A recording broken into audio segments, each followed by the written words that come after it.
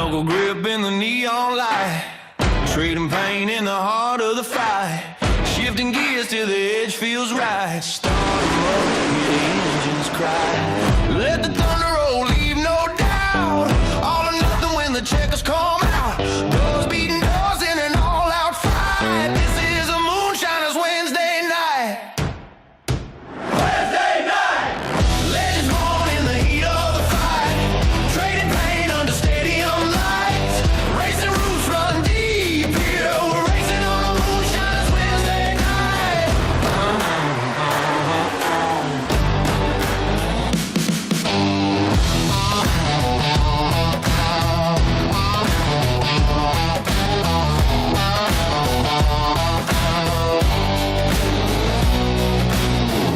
Every track has a story to tell. Every wall has been one driver's hell. Back in the saddle we go. Ring the bell like a moonshiner. We're riding on rails. Checkers on record. Send it in, set sail. Legends born in the heat of the fight. Trading pain under stadium lights. Racing roots run deep here. We're racing on a Moonshiners Wednesday night.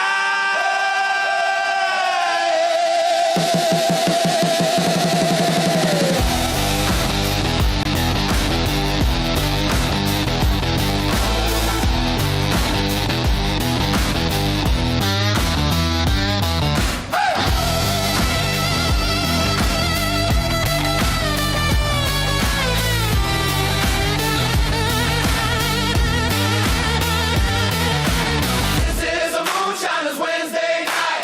This is a Moonshiners Wednesday night. This is a Moonshiners Wednesday night. This is a Moonshiners Wednesday night.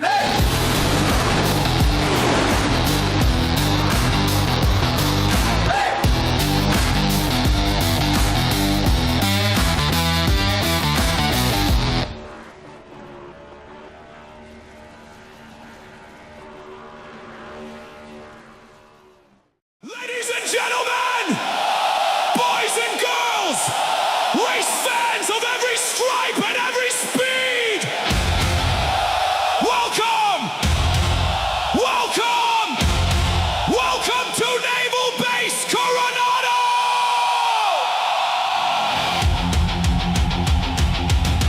Tonight, the asphalt breathes, the engines roar, and the very air crackles with an energy you can almost taste. We're not just here for a race, we're here for an experience, a spectacle of speed, skill, and sheer, unadulterated will. This is the Moonshiners Racing League, where legends are forged, where champions are crowned, and where the boundaries of possibility are shattered. And you, the greatest fans in the world, are not just spectators. You are part of this living, breathing, high-octane history! So lean in, hold tight, and prepare to be electrified. Because live from the asphalt jungle of San Diego, California, and broadcasting to every screen tuned in around the globe, it is time to drop the green flag. It is time for the Moonshiners Racing League.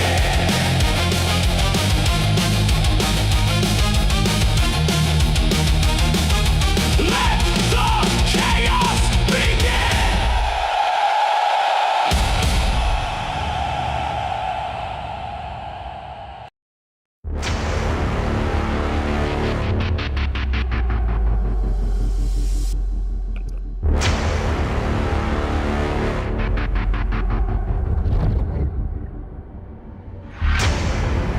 Tonight, it's a different circuit. It's one that you'll rarely be able to see. For the first time in more than a decade, Racing Real Life took part at Naval Base Coronado since its Speed Festival's closure in 2016. But the Moonshiners Racing League has its turn tonight, as its GMD Janitorial Cup Series is all set to tackle one of the most challenging road courses in the season's calendar. The GMD Janitorial 250 is all set here on Precision Entertainment. I'm Justin Prince alongside the booth for tonight's coverage. Once again is Dawson Wise. We'll also be joined by Zach Case, who normally is on pit road, but we will be functioning part of a radio-style broadcast here this evening. Cody Banto will be down on pit road this evening, and tonight's producer is DJ Lyon. He'll be using cameras provided by Whiplash SimCams. Tonight, we get set to go to end off the month of June with the big one. One of the big stars on the schedule, Dawson, it's San Diego, Naval Base Coronado. Yeah, so many unknowns coming into tonight, JP, and that's going to kind of be, the question mark for the rest of the season as well. Tracks with a lot of unknowns going into them, leading up to the finale at Daytona to set the field for the Impact Sim Designs Chase. But tonight, Qualcomm Circuit at Naval Base Coronado, 19 corners, 3.4 miles. It's a 28-year-old facility that it hosted the Coronado Speed Fest. You talked about that a little while ago. It's also hosted racing in a couple of other series as well. It is as technical and tricky as it gets.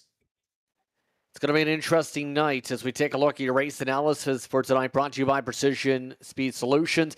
15, 15, 30 are your stage distances tonight. And as we've seen in real life, that's going to be still tricky to get towards, to say the very least, to say the minimum, Dawson, because in real life, it felt like a marathon in a lot of cases, especially for the O'Reillys in the Craftsman Truck Series. These drivers tonight are going to have to survive in their own right around San Diego. Yeah, absolutely. A test of survival more so than racing the other cars around you, as we've seen throughout this season. This one first, you're going to be racing the track, the elements of it. There's so many interesting features to this track. Bumps, humps, bends, chicanes. There's everything we know from street courses amplified even more. You thought Chicago street course last year was tricky. This one, I promise you, is at least double that. We saw the best of the best in NASCAR struggle with it all weekend. Now Moonshiners best get their chance tonight. You can't guarantee the favorite would come away with the win. To say the very least, this is expected to be a wild night. So we're getting ready to look at your grid again. Your pole award in the series brought to you by Victory Designs. Nico Garcia gets that pole award here this evening at 2:05.940. Kyle Holden, you're half a second off, is in second. Rounding out the top four tonight, Brandon Bowie did put down a time, along with Brendan Fetterplace. They'll start in row number 2. Alex Coffey, he's been solid in the past on road courses. He'll be next to Corey Moore tonight. They're already 2 seconds off the pole. This says a lot about the track tonight. Sean Rogers starts in 7th, while Barry Sanders will hope to not have the same luck that Connor Zillich has seemed to have the entire season. Be a race contending driver, get involved in a crash. He won at Chicago last year. Timothy Harper finished off in 9th in qualifying. Matt Cox is next to him in the 00 Dawson. Back on row 6, the Bumblebee, Paul Gallimore will go from 11th alongside Blaine Wilson, sporting the green and red shamrock colors stunted aboard that 18. He'll start from 12th. Row 7, it's going to be Ryan Catalano, new colors for him, pink aboard that 92 tonight, and new colors for Johnny Shade as well, white and blue for the 45 for Dig eSports from 14th. Row 8, another car with some new colors tonight. It'll be Jose Medina in the blue and yellow 24 with Ryko aboard that machine. He'll be alongside the red line entry of Kenny Reel, looking to continue his impressive rookie campaign. He was the last driver to take a time. Row 9, Chris Davis in the 87, a similar look to the 88 of Barry Sanders, his teammate. The 89 alongside him, Trevor Osronoff for red line. He'll start from 18th. And rounding out the top 20, it's Greg Carr, the familiar green, white, and gold 25, alongside a new look for Blake Hochschild, carrying precision aboard that 38. Willie Owens will start 21st tonight. Also, once those not taking the time, Mark Sanchez, but he's starting from pit road. Then you throw back an additional row. That's where you'll find Nigel Christensen, looking to keep himself out of trouble. There are a few other drivers that are not populated there, including Chris Cornett, Jim Treat, Matt Metler, Caden Norfray, and Nick King did not make it to the session in time. Kenny Reel got an EOL. Now, once again, as mentioned, your pole award in this series is brought to you by Victory Designs. Nico Garcia getting that distinction here this evening will get himself the opportunity to control the chaos. Technically speaking, he's in the top 16, but as we said, he's missed a lot of races. This is his 3rd pole of the season. And now, as we get set to go, as mentioned, we plan to do things differently here tonight. Radio style around this very blistering hot racetrack. here at Naval Base Coronado, the Qualcomm circuit. Starting things off, I'll be setting things up along the Ellison straight start and finish line up through turn 1. Well, drivers will take a 45-degree corner up through the opening sector before they start to take some 90-degree corners. Hard braking for the wider section up through turn 2, where it's up to 5 wide. Well, drivers will go to 2 wide up towards turn 3. Back of the 90-degree corners before sweeping their way, their right-hander in turn 4. Then they'll zip their way up the carrier corner through turn 5 before they get up to where Dawson will be perched around the racetrack today.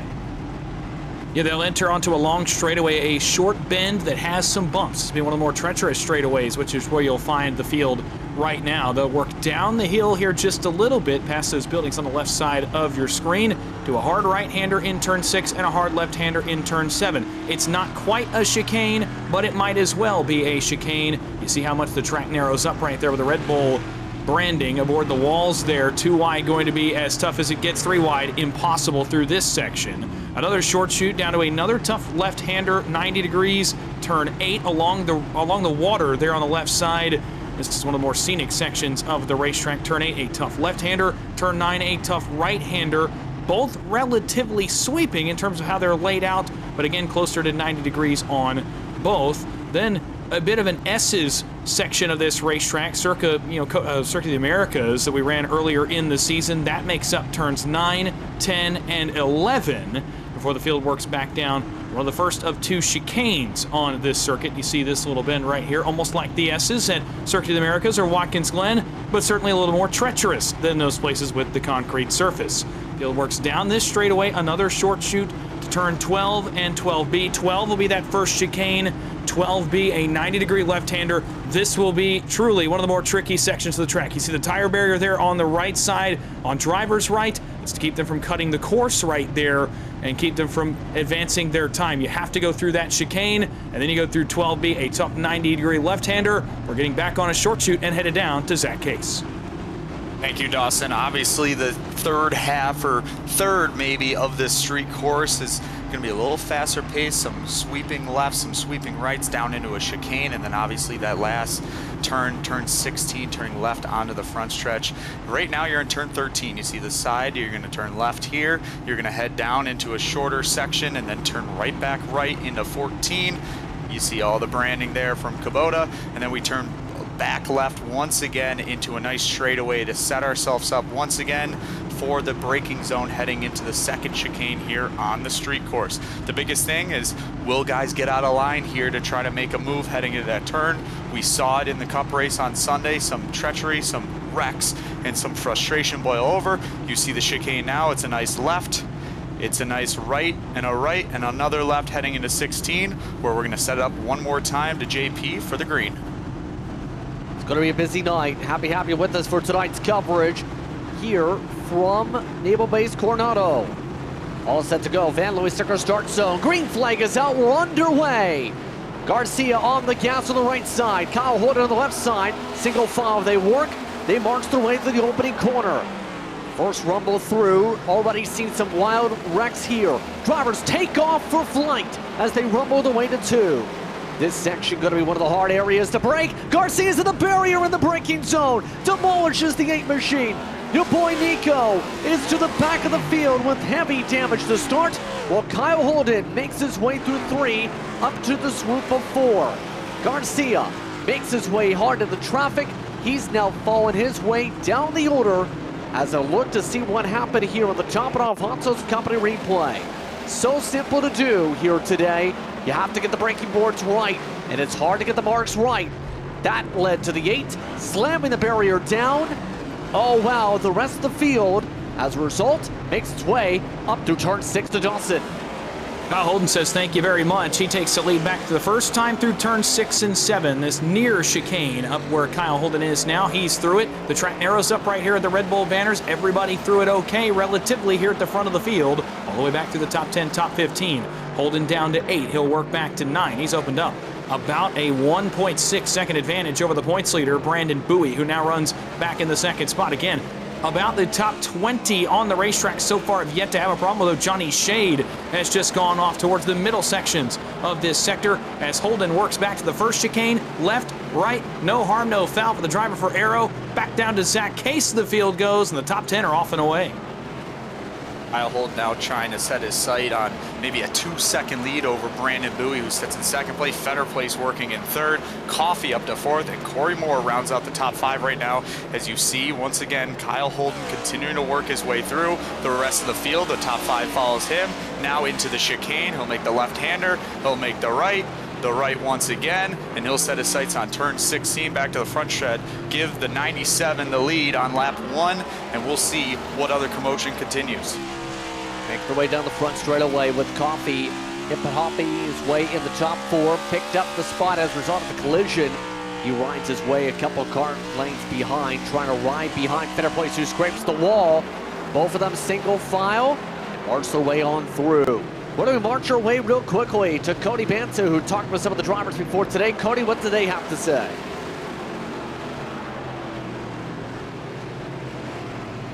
And I believe Cody... All right, guys. Sorry, guys. I was busy hanging out with my fellow sailors on board CVN 70. But just a few quick pointers to talk about over here. We mentioned the bumps.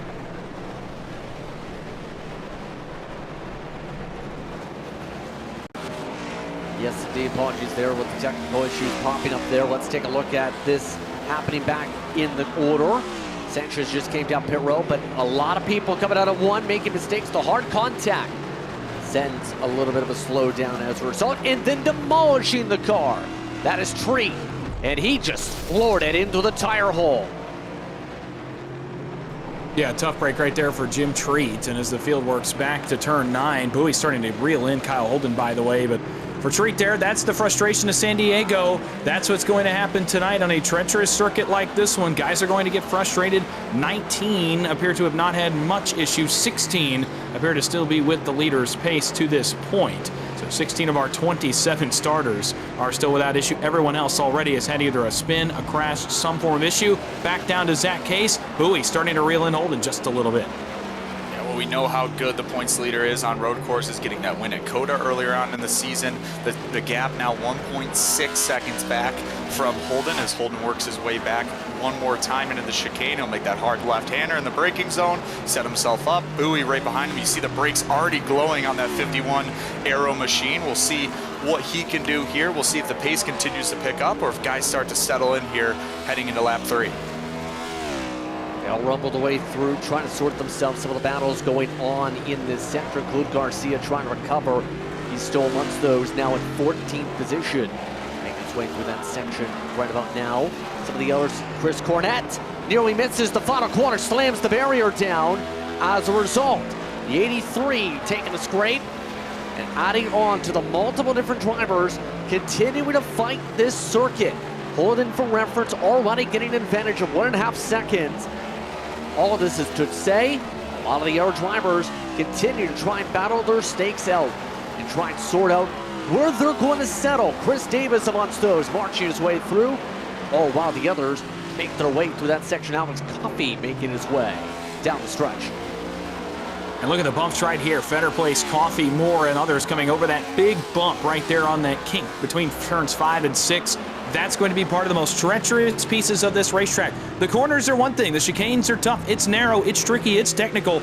But the bumps on the street, the natural bumps on the asphalt, are going to be perhaps the most troubling thing for drivers tonight. These cars were not meant to go over the mountains on the asphalt that they have throughout Naval Base Coronado. And as they work back to turn 10, it's been all good so far for Holden, Bowie, and others. In fact, they've generated about a 3-second lead on the rest of the field. Those two cars have.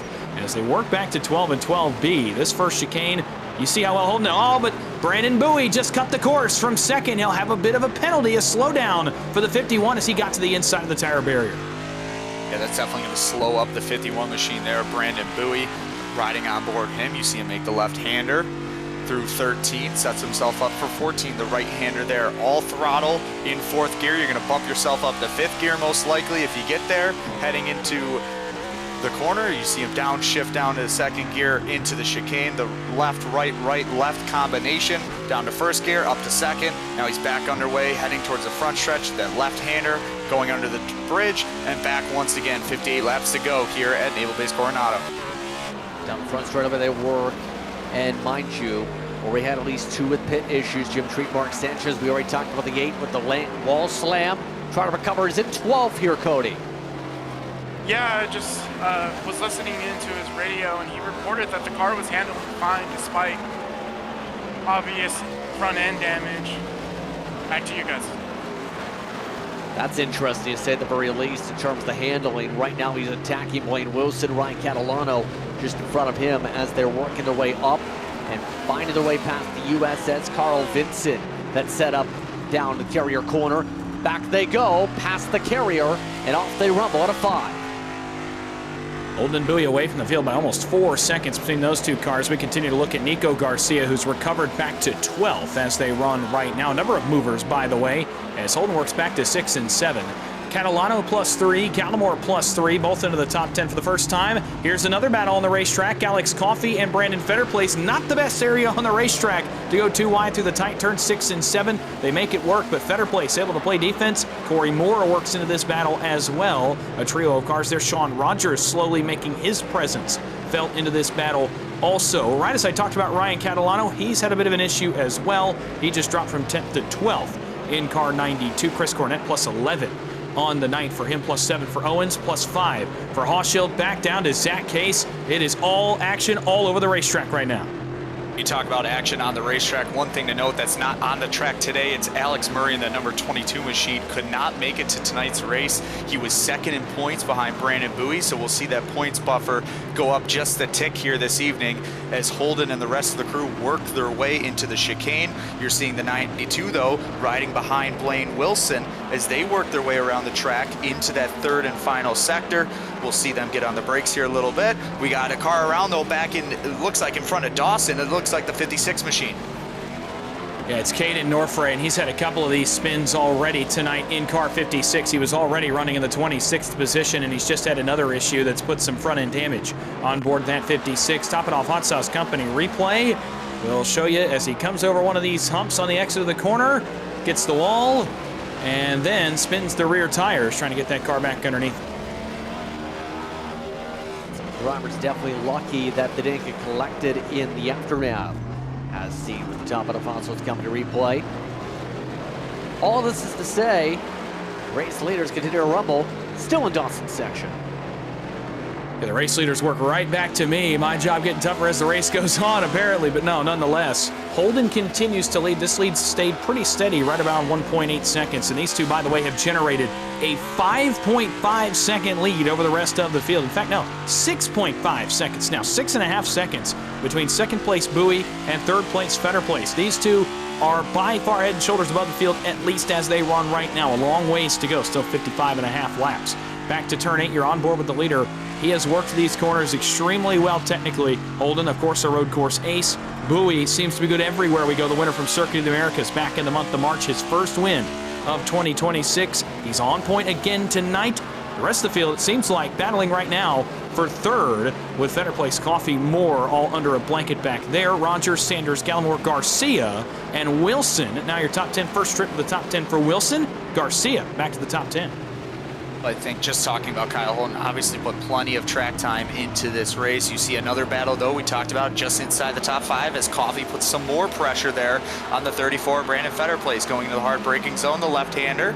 They'll get back on the throttle here going right and then back left going onto that straightaway into the chicane. We'll see if Coffey elects to make a move there. He's about a car length back from Fetterplace heading into the braking zone. He will stay in line once again as they work into the left, right, left combination. So put the 54 in the same spot. He'll stay there right behind the 34, Brandon Fetterplace.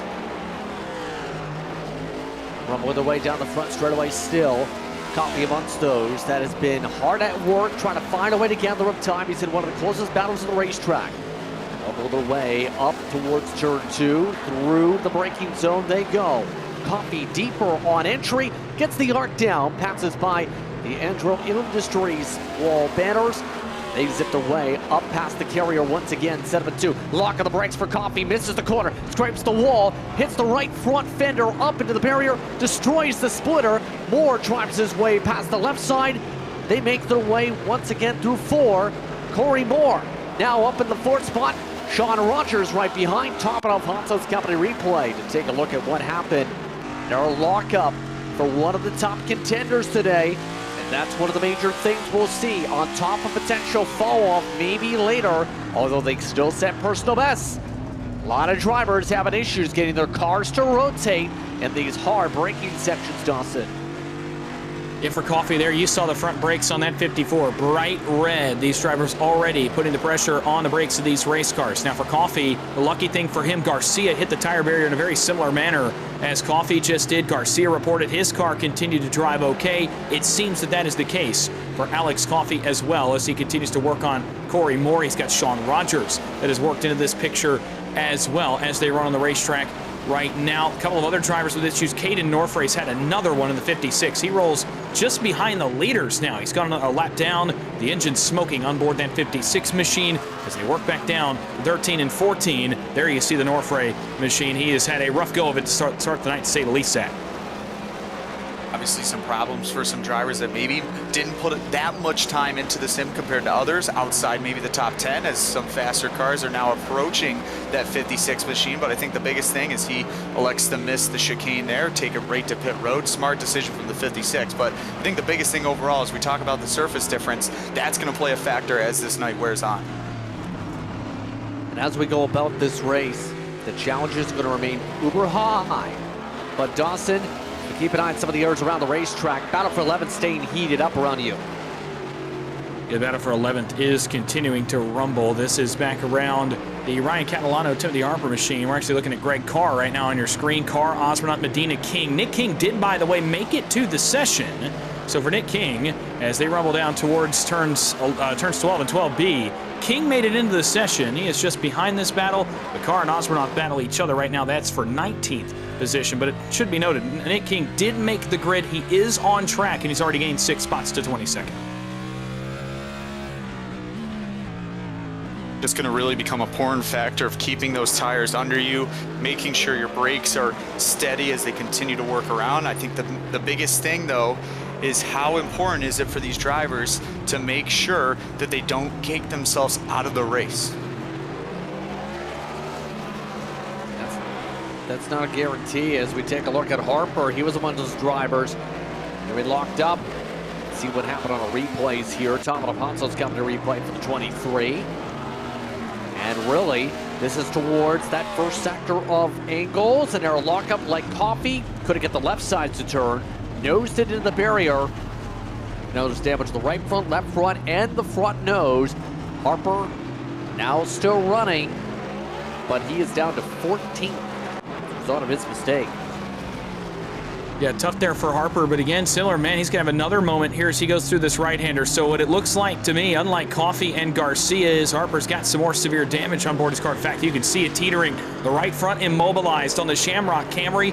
One of the top 10 drivers in points having a problem here at Coronado. He goes from 12th to 14th. He has severe damage. He's trying to labor it around as he works through this left-hander as well onto the concrete. He's almost going to get that tire barrier as well.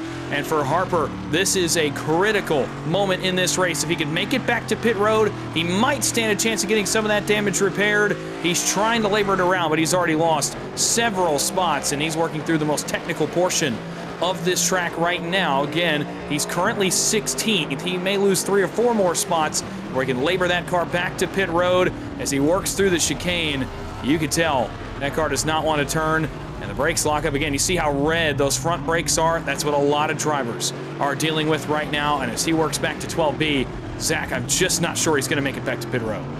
I mean, he's struggling to get by me, but the biggest thing is making sure you stay out of the way of your competitors, right? You don't want to cause any more issues that there already are, especially with no full course cautions on. So I think that's the biggest thing for Harper is just get that thing back to pit road. Let's minimize the damage, and let's take something and get it repaired.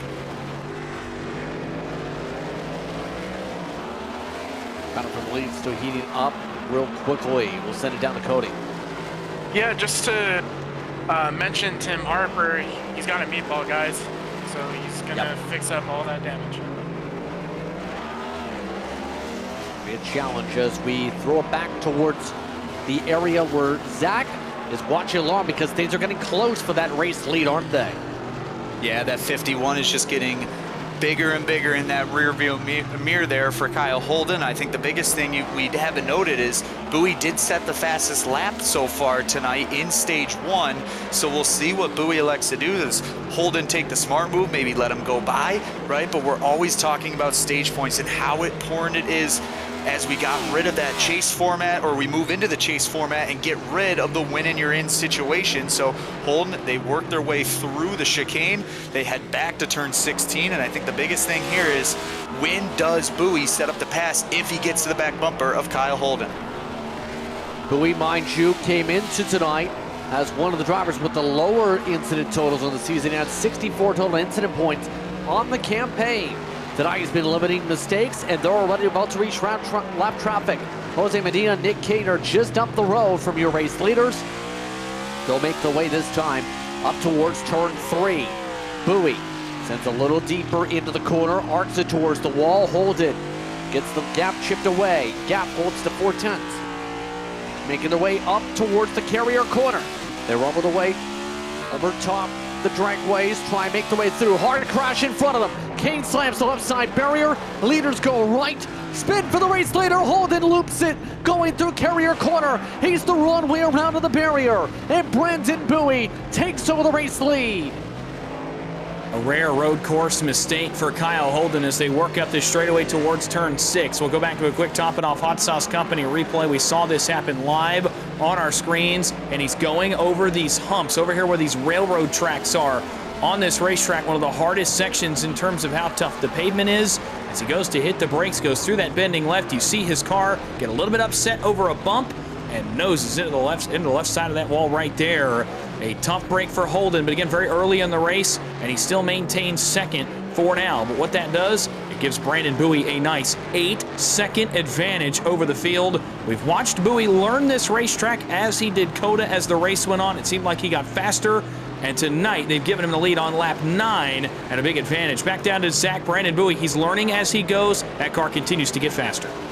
I think we knew overall that the 51 was going to be one of the cars to beat. I think for Kyle Holden, though, you're going to be able to fix the damage. Just take a calm pill, right? Chill out a little bit maybe, and just get the car back into work and take the stage points when you can, right? We're already about 8 laps into this, so I think the biggest thing now is just maintain where you're running on the racetrack, keep the damage to a minimum, and get it fixed at the end of the stage. And I think that's what you're going to start to see here as Bowie now works around as the leader. He'll lead this one, and he's going to work his way over to JP.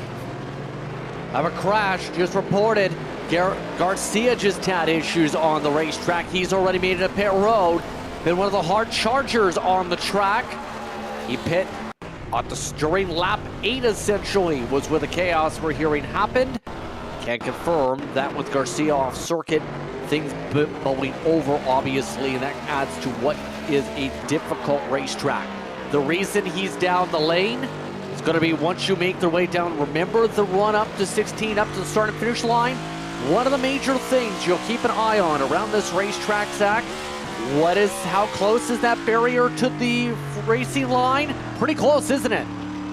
Yeah, you're going to see it here pretty soon, and that's the biggest thing is you come around these corners, you hit that barrier right there, and boom, that is your day done right now for Garcia. We'll see if he can get back on track, but I think the biggest thing for Garcia is how bad is the damage? Can you get some points out of it? He talks a lot about how he wants to continue to chase wins and chase some trophies, and we'll see if his night is done. Another car around, looks like Kyle Holden around on the racetrack down by, looks like Dawson. Yeah, Kyle Holden's just gone for another slide. Nick King piles in, and now Sean Rogers piles in. A multi-car accident. Holden goes from the lead to second, and now second, falling down the order. He's all the way back in 7th, and Rogers gets collected. The Top It Off Hot Sauce Company replay again. He had started to run Brandon Bowie back down.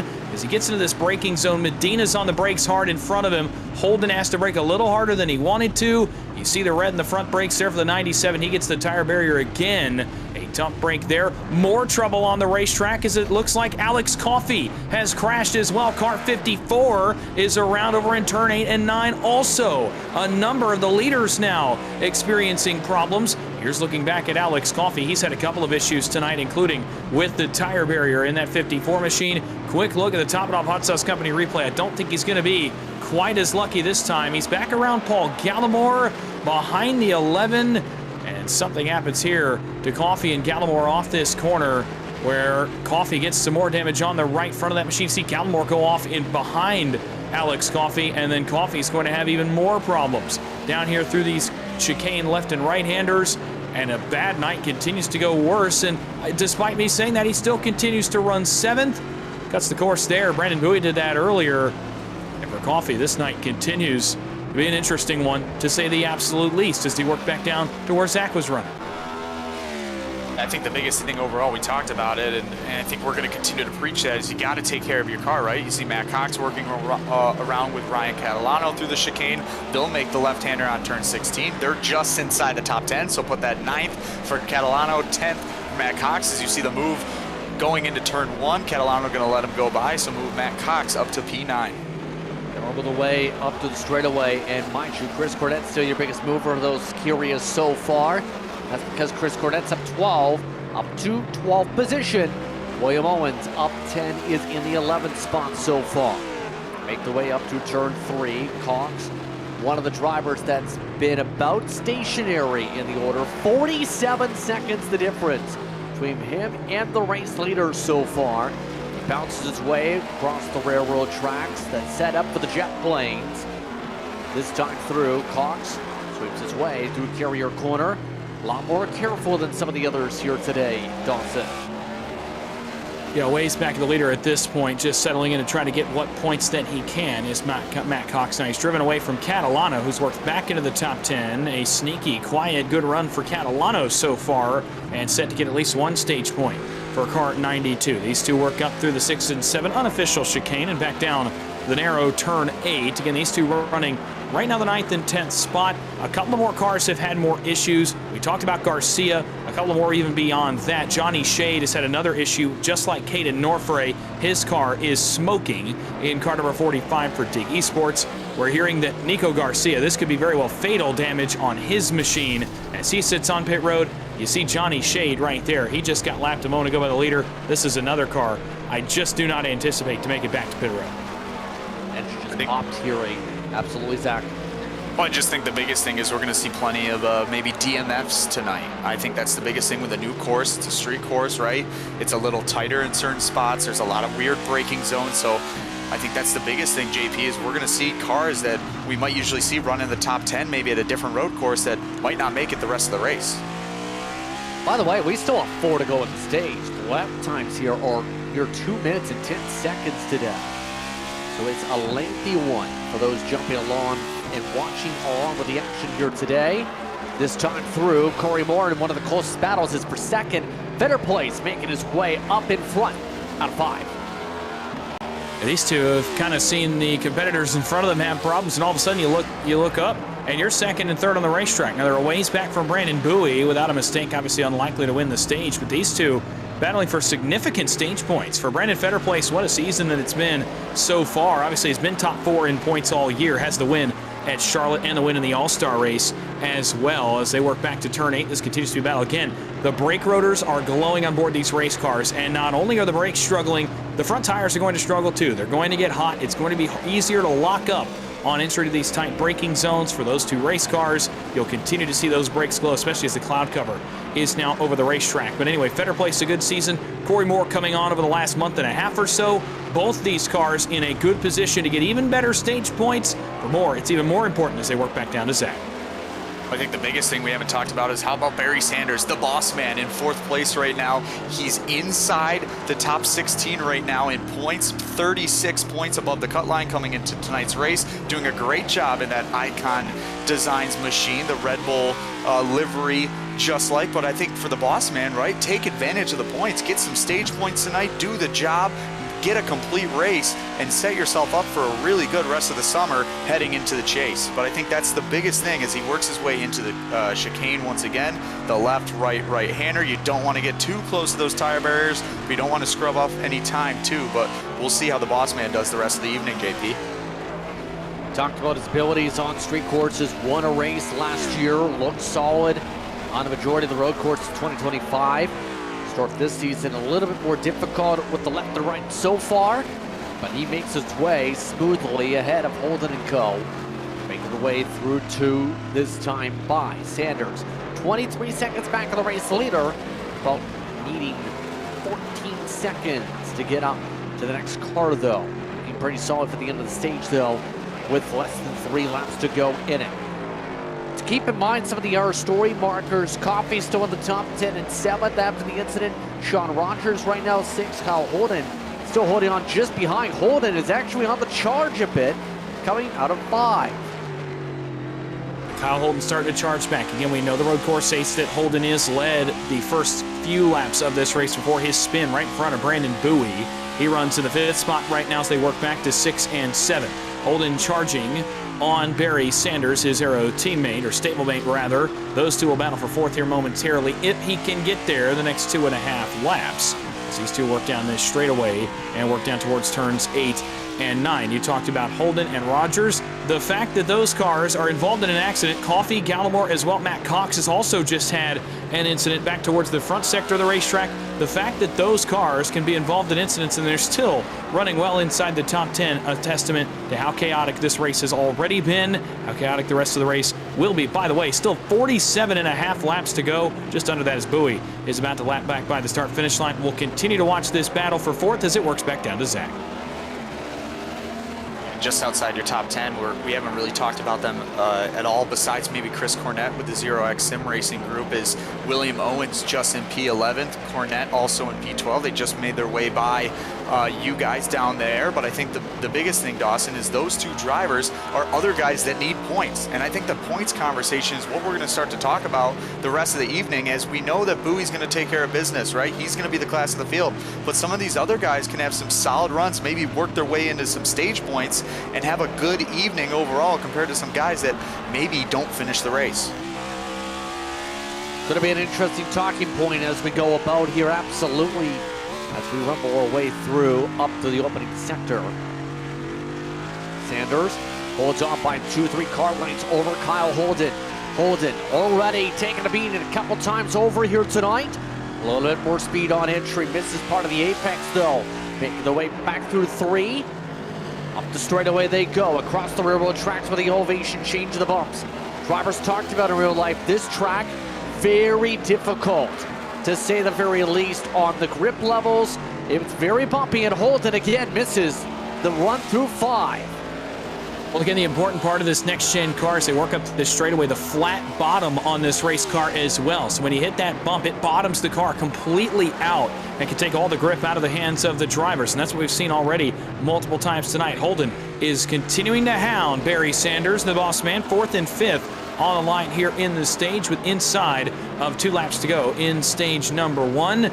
Sanders getting that Red Bull 88 just up in front of Holden, the green and white 97. Holden started in the 2nd spot tonight and looking to get back to the 4th spot. Again, a couple of incidents so far for Holden as he continues to chase Barry Sanders. Trevor Osmond's the car that they just passed, by the way, over there in turn 10 and 11. Osmond's had a tough start to the night, as has his red line teammate in Kenny Reel. Back to Alex Coffey. He's in the 7th spot right now in the 54, right in behind Sean Rogers. So again, any questions about the grip on board this race car should be answered now as they work back down to 12 and 13. Yeah, Coffey doing a great job rebounding from that incident early on with Gallimore. They work their way to the left-hander. He gets a little closer to that 44 machine. They get back on the gas all the way, pedal to the metal in 4th gear, and they're trying to work their way into that braking zone, into the chicane number 2. You see them put the brakes on, turn left, look at the rotor glow there from the 54 machine. Back on the gas once again, onto a really short chute. They have more lap traffic in front of them. That's the 89 machine there, as we talked about earlier, and now the 54 continues to work around, heading back to JP. Down the front straight they go. We are on the final time around of the stage, by the way. One of the close battles still, Sanders versus Holden. They make their way up to 3. Once again, past the big ship. All of the naval captains and whatnot watched along with the real weekend. Now today, they rumble their way through 3. Once again, Holden having to take the bumps like it's a roller coaster. Rumbling their way alongside the water, trying to make sure their cars don't go flying off the circuit. Holden still nothing doing coming out of Carrier Corner. Despite all the chaos tonight, I don't think anyone's ended up in the ocean out there quite yet. We continue to watch this battle for Sanders and Holden. This is for the 4th spot here in stage number 1. The battle for 2nd is well and over. Federer Place driven away from Corey Moore. This battle, though, continues on for now through 9 and down to turn 10. Holden is there. A good set of corners right there for the 97 from 8 to 10. It's been one of the better sections for him throughout this section of the racetrack, rather 6 and 7. Now to 8, 9, and 10 for Holden. This middle portion of the racetrack has been where Holden has been best so far tonight. He continues to try to run down his teammate and his boss at Team Arrow in Barry Sanders. Runs right in the tire tracks. Now down to 12 and 12B. And Zach, we may have a barn burner here because Holden right to the back bumper of his boss through the chicane. Yeah, we'll see what the 97 does here with the 88 as they come into view for me. And they work their way down into 13, 14, and 15. We'll see what the 97 elects to do. Remember, Team Arrow teammates there, stablemates, right? Especially you got your boss man in front of you, right? So what do you do in this situation? Do you elect to go for P4 at the stage? Or do you ride along and get the top 5 finish? They're going to work their way into the chicane one more time. You see the boss man get a little bit out of line to protect the entrance, as the 97 will follow him through, and it looks like Kyle Holden okay with a P5 with a little bit of splitter damage. We'll see if he can get that fixed here as we end stage 1. Brandon Bowie, all right, taking the green white checker flag for the stage. Better place, Moore, Sanders, and Holden. Rogers holds off Coffee amongst the top 7. Paul Gallimore hit the wall several times. The 11 is still amongst those making their way up to this front straightaway now. Some way, somehow, his car, with plenty of incident points, will get itself a solid end of the stage. Same for Matt Cox, up at the 9th spot. And then you have to march your way back a little bit further, a lot further, off to 10th. Ryan Catalano finishes off his battle to a top 10 in the stage. And there's the yellow flag to close out your first stage. That was brought to you by Collegiate Football Simulation League, the top collegiate simulation league. Create your legacy by visiting collegesimleague.com today. Bowie, a dominant effort to say the very least. Your thoughts to start things off here, Dawson, as that 51, once Kyle Holden started to make mistakes, really took off. It's about what we all expected, chaos, and the chaos knew no given position. It was all the way from the leader to the tail end of the field. Everyone, it felt like, had an incident in that opening stage, except for the stage winner, Brandon Bowie. And for Bowie, it felt a lot like watching him at Circuit of the Americas, where he learned the track as he went. He got faster as the night went on. And for him, another big stage win. The points leader continues to extend that points lead. He'll add another tally to that number here tonight in San Diego. So again, as the CFSL Stage 1 gets completed here, it's going to be an interesting one for the rest of the drivers once we get the strategy, Zach, because as we know, this is a massive track. We're talking at least going to be probably 5-10 minutes per pace lap, because this place is huge. The biggest track on this year's NASCAR calendar. Well, you talk about how huge it is. Let's break it down real quick. 16 turns. You got 3.4 miles like we talked about at the top of the show. And I think the biggest thing overall is you don't lose track of where you are on track. I know iRacing gave you that nice little mini map. Maybe you got something peeping in there to make sure you're turning the right way, left and right. But I think the biggest thing is knowing where those bumps are. We saw some guys get a little wonky coming up over the bumps, and they took them out of the race. Like just looking at the running order right now, Garcia, 7 laps down. Blaine Wilson, who was running in the top 10, 7 laps down. Timothy Harper, 8 laps down, with Johnny Shade as well, Matt Metler, and also Caden Norfray and Jim Treat. So some guys that are unfortunately not going to be able to finish this race just due to damage. Nick King also just DNF. He was running in P21 when he decided to leave the server. So I think the biggest thing overall is keeping your car clean, fixing whatever damage you can at the stages, and making sure you're there at the end. That's a huge thing, absolutely, with the way things are shaping up, to say the least. So we'll take a little bit of a break here because it's going to be a lengthy caution period. When we get back, we'll check in on pit stops and as well check in with our pit reporter, Cody Banta. You're watching the GMD Janitorial 250 on Precision.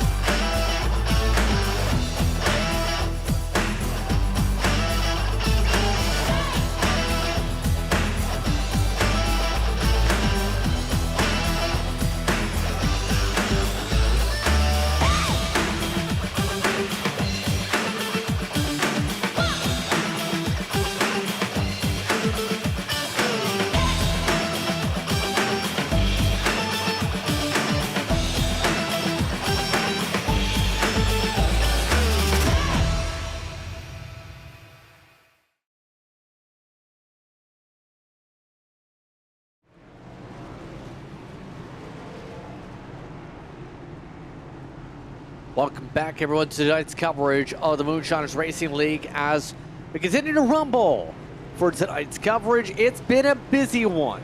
For those just tuning in for the GMD Janitorial Cup Series, for the GMD Janitorial 250.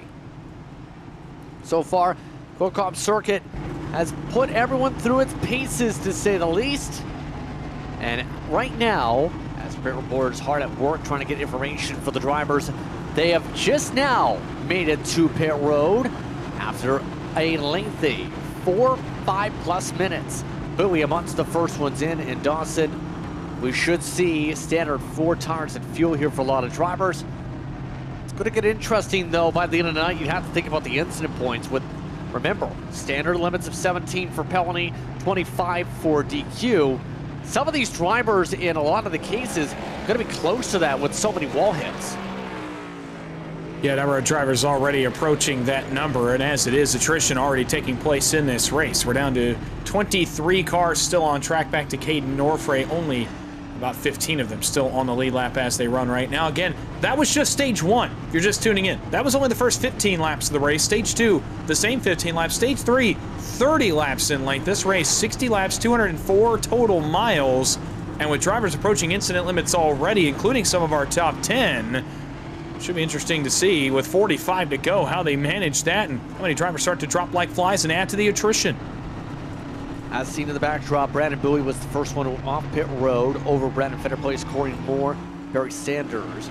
Then was Ryan Catalano, Matt Cox, and then everybody else. Mind you, everybody else is very much wounded. That's why so many drivers, that includes Holden, Rogers, Gallimore, Chris Davis, William Owens, Chris Cornett, are amongst those still having to get heavy repairs done. And those are just the drivers on the lead lap, because about half the field lost a lap already, Dawson. Yeah, around half the field was already one lap down. We're down to 13 cars on the lead lap, the stage checkered flag, and a number even that were on the lead lap have significant damage. I mean, we saw Gallimore hit the wall with Alex Coffey a little while ago. We saw Rogers get into an incident as well with Kyle Holden in the middle of that stage. Blaine Wilson, we've noted his struggles tonight. He sits on pit road. Medina sits on pit road. A number of other cars. Chris Davis. We haven't talked a ton about Davis tonight. He's still on pit road. Owens, Cornett, Reel, Carr, Hawshield, Garcia all continue to address damage, and a couple of cars went a lap down and couldn't even come down to address their damage. Nigel Christensen, we haven't really shouted his name out at all tonight. 14th, back on the lead lap. Same with Trevor Osborne on 15th. A number of cars damaged just now coming off pit road as the field is all the way up by turn 6. Oh, Nigel Christensen hard at the barrier, whatever reason.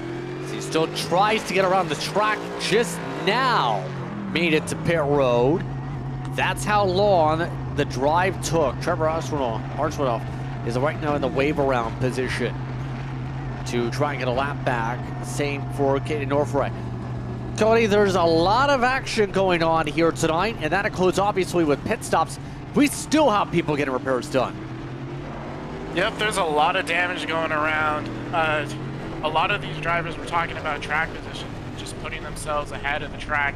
And speaking of the drivers that have been unlucky recently, the 92 of Catalano, just talking with him and just mental preparation, racing the track, spoke with Bowie. He said that this track is monumental. Barry Sanders described it as rough, so it is certainly the wild, wild west out here. That's what I would use to describe the track. Back over to you. Thank you very much as these drivers work their way through the course. Still a little bit of time before we get back going, obviously, for the race pace, though, Dawson. Obviously, a lot of these drivers have to be referring back to the notes because at the very least, time we get back going, it'll be in our 11-lap run, give or take, for the stage. Yeah, but again, a number of drivers involved in incidents there. Have you erased some of the notes, the notebook at this point? In practice, we saw guys trying some things, and now, as guys get into race pace, obviously some of the things that they tried, some of the braking zones that you tried, those may not have worked. You may be reworking your notes here, more so than going back and reading into your notes, maybe reworking that notebook for all but just Brandon Bowie and really Kyle Holden. Holden was fast as well, just had a couple of moments where he locked up the front tires, getting around some lap traffic. But other than Bowie and Holden, guys struggled against this racetrack and now have to rework their approach with an 11-lap run still on the horizon. By the way, again, still 41 laps to go in the race. So, you know, knowing that and knowing the tire wear as well, I think a number of guys hadn't anticipated the tire wear that we've seen. Some of the leaders that had damage, I mean, we're talking nearly half of the life of the tires gone in just 15 laps of racing. And now another 11 to 12 here in stage 2. You had to anticipate that is now in the driver's minds. That was not something I think that many of us thought about at the beginning of this race. Damage tends to wear more on the tires. It's wearing on the leaders' tires, and that could have contributed to not only the lockups, the lack of grip. We saw the amount of wall hits that we saw there in stage 1. Why don't we check in as we get ready for one to go? We still have a lengthy amount of time before we get rolling. Why don't we take the chance to catch up with the driver, the number 51, your race leader, Brandon Bowie, will control the field. In about 4.5 minutes, he'll make his way to the Family Stickers restart zone. Brandon, first things first, how do you feel about the challenges of this race tonight at what has been a brawl for some with the track itself? It's it's definitely challenging. You know, mentally, physically already. I mean, we were 15 laps in coming into that stage, and now it's already like, thank goodness, like we got a break. So, it's a lot to take in. I can't imagine doing this with 40 cars and trying to just navigate all the chaos that's going on. So it's definitely a challenge for sure. And what have you had to do differently for a race like this compared to a standard road course, knowing we've raced Chicago in real life in recent years, but this track is not Chicago, let's say that. Yeah, I mean, my mindset going into this race, honestly, is I have to underdrive it. I did quite a bit of, or a handful of official races, and I was, I definitely wasn't very good. So, and mainly just because I was burning up the tires too early in the run, and then struggling on the back end, and then trying to hustle it to try and you know, still stay in front. So,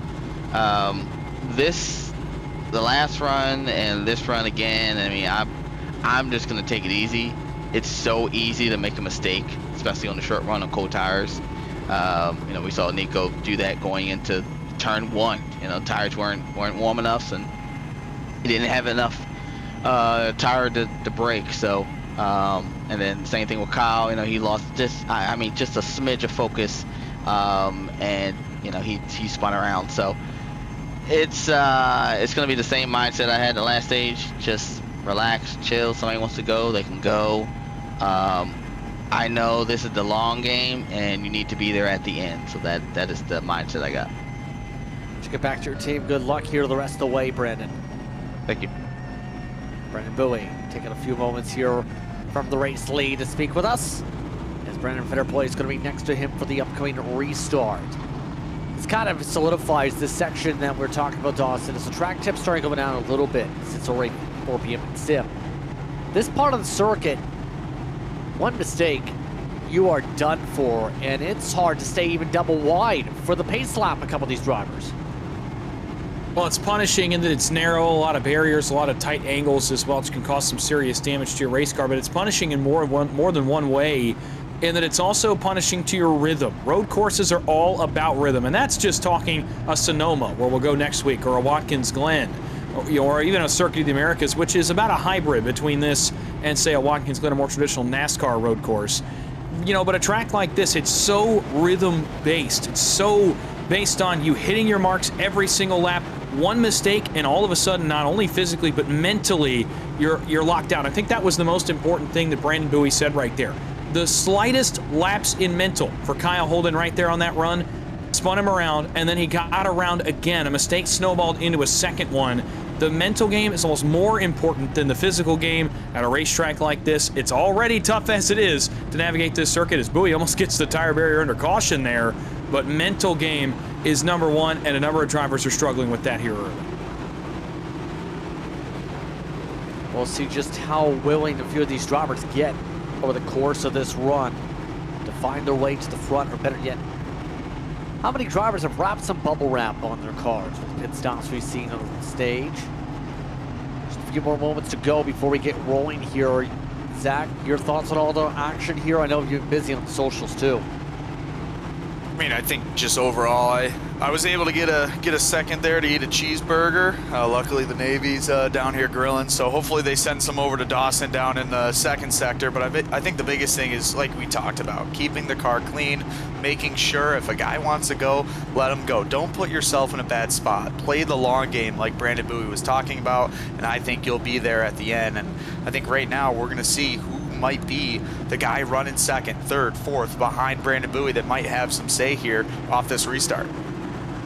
Stage 2 in this series brought to you by RS Button Boxes. It's time for the Van Louis Stickers restart zone. Green flag is out. We're back on our way. 11 laps to work with in stage number 2. Bowie gets the jump as they rumble their way through 1. They all push their way side by side behind. Barry Sanders doing push the wall by Catalano. Everybody else tries to get hard on the binders to the brake boards up to turn 3. Cox pressurized by Chris Davis to the inside. Davis nearly gets loose. That fight still for about 7th. Cox gets the boost on the outside. Almost his way back clear as they all go single file up through 3. All that's to say, the race leader Brandon Bowie being kept close to begin. They'll make their way this time up to the carrier corner and look to keep it clean as they work their way to the straightaway. Will anyone have any snap rounds? Moore nearly had one. Under the brakes, he got loose for a moment.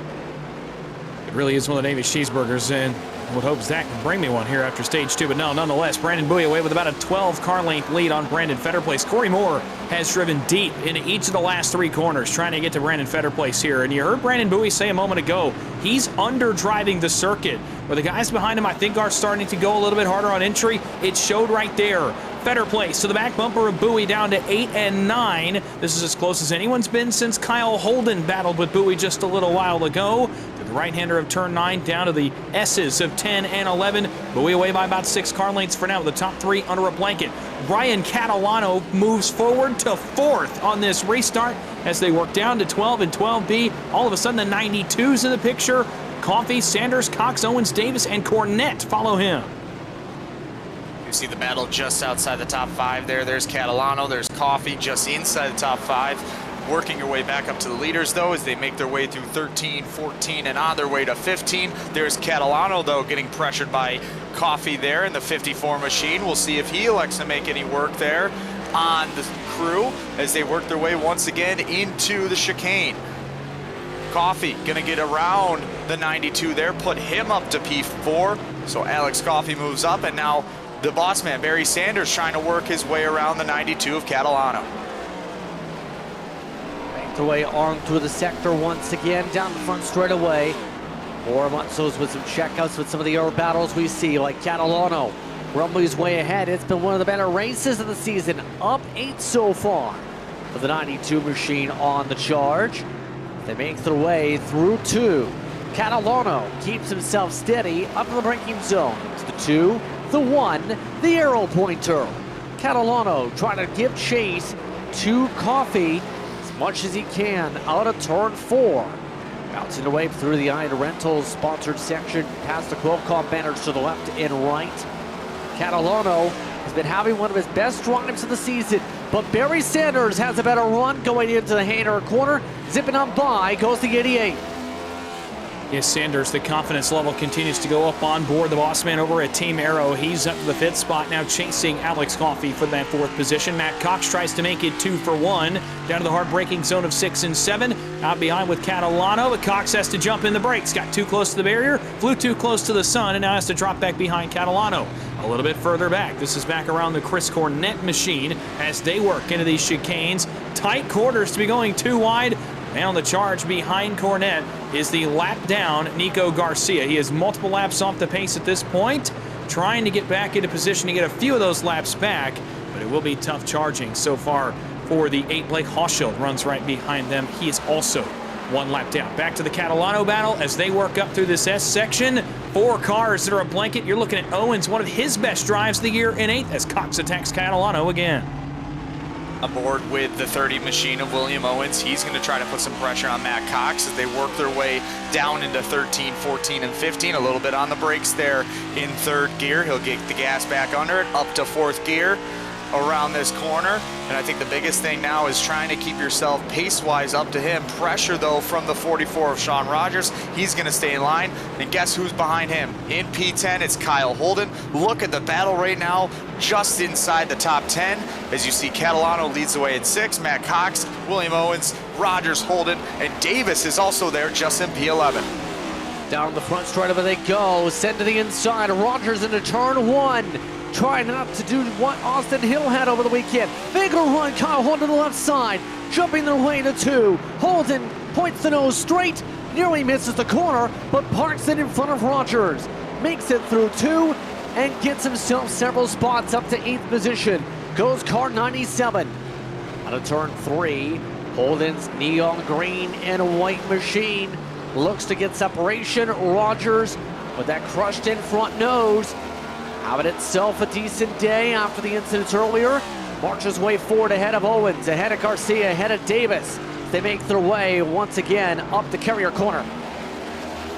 That for Kyle Holden a moment ago. 3 wide, makes it 2 for 1. He's back up to 8th. He got all the damage repaired on that 97 from his couple of incidents back in stage 1, so they'll work down to 6 and 7, and now it's Holden on the charge, just in front of Rogers, who we were looking at. Kyle Holden, man on a mission right now. He wants 7th from Matt Cox. Another opportunity here in turn 8. No run there. He will not get to the inside of Matt Cox. Choosing his battles wisely is the Holden machine right now. Back to the right-hander of turn 9. He'll have another opportunity down here to turn 12 and 12B. That'll be really the next opportunity. He does not want to wait that long. He leans to the left of Matt Cox to the left-right S-corner right there. Somehow they all make it work. Here's his next chance in the chicane of turn 12. Not going to be able to make it happen there either. How about 12B, the left-hander? He's leaning, and as they work back down the hill to 13, Kyle Holden on the move. Well, we talk about the battle right now inside the top 10. I think the biggest thing is Kyle Holden wants to get a little closer to Brandon Bowie at the end of this stage, so he's there when we get done with pit stops and we get ready for that longer stage 3. 30 laps the distance for that one. But I think the biggest thing is Kyle Holden needs to make sure he keeps the car under him and elects to pass in the right spots. He's going to get right back in line. Catalano in front of Matt Cox. Fastest lap go for Brandon Bowie. He puts a 2 minute 6 second .202 down on the board, so put the 51 machine on a heater. You also see black flag there for Chris Cornett maybe cutting the course, but now the biggest thing though, Catalano in front of Kyle Holden, who just got around the 00, Matt Cox. Still not done with Kyle Holden's charge up to turn 2. Catalano gives the inside up. Holden parks his way through and drives his way with better drive off 3-4 car lengths. Up ahead, up towards turn 3. By the way, that penalty was for the incident limit. Our first driver to do so. Cox on the left side, coming out of 4. Catalano pitched down to the right side. Tries to hold on, a run to the left for Sean Rogers. Gets clear. Now the lap car, Garcia, gets on the brakes. Catalano's fading and fading quickly. Those raspberries and strawberries looking to hold on. Yeah, tough break for Ryan Catalano, the Campbell on pit road, not paying off to this point. He's dropped back to 9th, about where he was running in stage 1, just in front of Chris Davis. Nico Garcia, by the way, 7 laps down to the leader. So again, it'll take a minor miracle for him to get back to this one, a miracle he is not going to get with no full course cautions tonight. Speaking of Chris Davis, here's his battle back around the 10th position as they work on each other here. That's Davis. You see how early he breaks before the 2 marker on the right side of your screen there. Under driving the entry, but getting more speed on the exit. And this is something that we've seen throughout the night so far. A number of drivers choosing to back up the entry of the corner, get a nice run on exit, and set up their pass for the next corner on the racetrack. Now Davis has dropped about 5 car lengths as they work back down here to 12 and 12B. Tough so far for the GMD Janitorial entry of Davis, but he's back inside the top 11, looking to get the stage points here. We'll see what we can do with that one as Catalano now riding in P9. We talked about the gamble. He has the Garcia machine behind him as they work through 13, 14, and 15. Right in front of him, though, it's Matt Cox. A little bit of separation, though, from Rogers back to Cox. But I think the biggest separation has to be Holden, who's trying to hold up or get up to the boss man of Barry Sanders as he works his way through 16 back to turn 1. Front straightaway, Holden, still one of the fastest cars on the racetrack, but not as fast as the leader. He's the second quickest in the 2:07.3s. Brandon Bowie right 2:06.2s at the field. Stop of the racetrack, Matt Mittler lets by several drivers go into 2. That allows Greg Carr laps down on through. Sean Rogers also the same. But it's an incredible recovery for a couple of the drivers. All this is to say, for Rogers, he'll try and power his way ahead, keep himself forward in 7th, right where he started the race. He's been having a hard time with Beast Mode Performance Machine to move higher than that mark with the way things have gone. He is basically the only, in fact, is the only car not to move or lose any spots. He's getting right back to where he started tonight, I think, after all the chaos we've seen drivers encounter this evening to this point. I think he'll take that, at least to this point in the race. Now, he's center punched on the front end of that race car, but again, considering some of the cars on the racetrack right now are the ones that have made it to the garage area, Rogers would absolutely take a 7th place effort as they run tonight, although still spots to be gained in front of him. Back to Davis and Owens. This continues to be a battle for the final stage point position with only 7 laps to go here in stage number 2. Owens has the 10th spot. Davis wants it. Talk about Owens, the effort that he's put in tonight, one of his better efforts of the season so far, running inside the top 10 for a majority of the night on the tracks, on the circuit's toughest track. And Davis, though, putting the pressure on him. Davis, the winner at Echo Park, and he's doing this thing again as they work back to turn 12. It feels like he gets better and better as the race goes on. It's about those aero cars. They tend to get better. The longer we go in the race, it's happening for Davis yet again tonight in San Diego. Yeah, Chris Davis coming off a top 3, top 5 performance at Pocono last week. We'll see what he can do the rest of the evening, but I think for the biggest thing, it's just continue to work through the cars in front of you, race the track as Owens works away around Greg Carr, the lap car number 25 there as they set themselves up once again. Davis also around the 25 machine as they work their way through the chicane number 2 as Owens makes the left, left combination. Back to turn 16, they'll get all the way wide there, set up for the apex going back on the front stretch, and Owens holds on for P10. One of the closer battles left on the racetrack here as we're coming up to 5 to go in the stage next time by the stripe. For a lot of these competitors, Owens has had some battles all season. He's one of the drivers in that conversation for postseason for a reason, has 3 top 5s this season. Behind him, though, Chris Davis looks to set up the charge up to 3.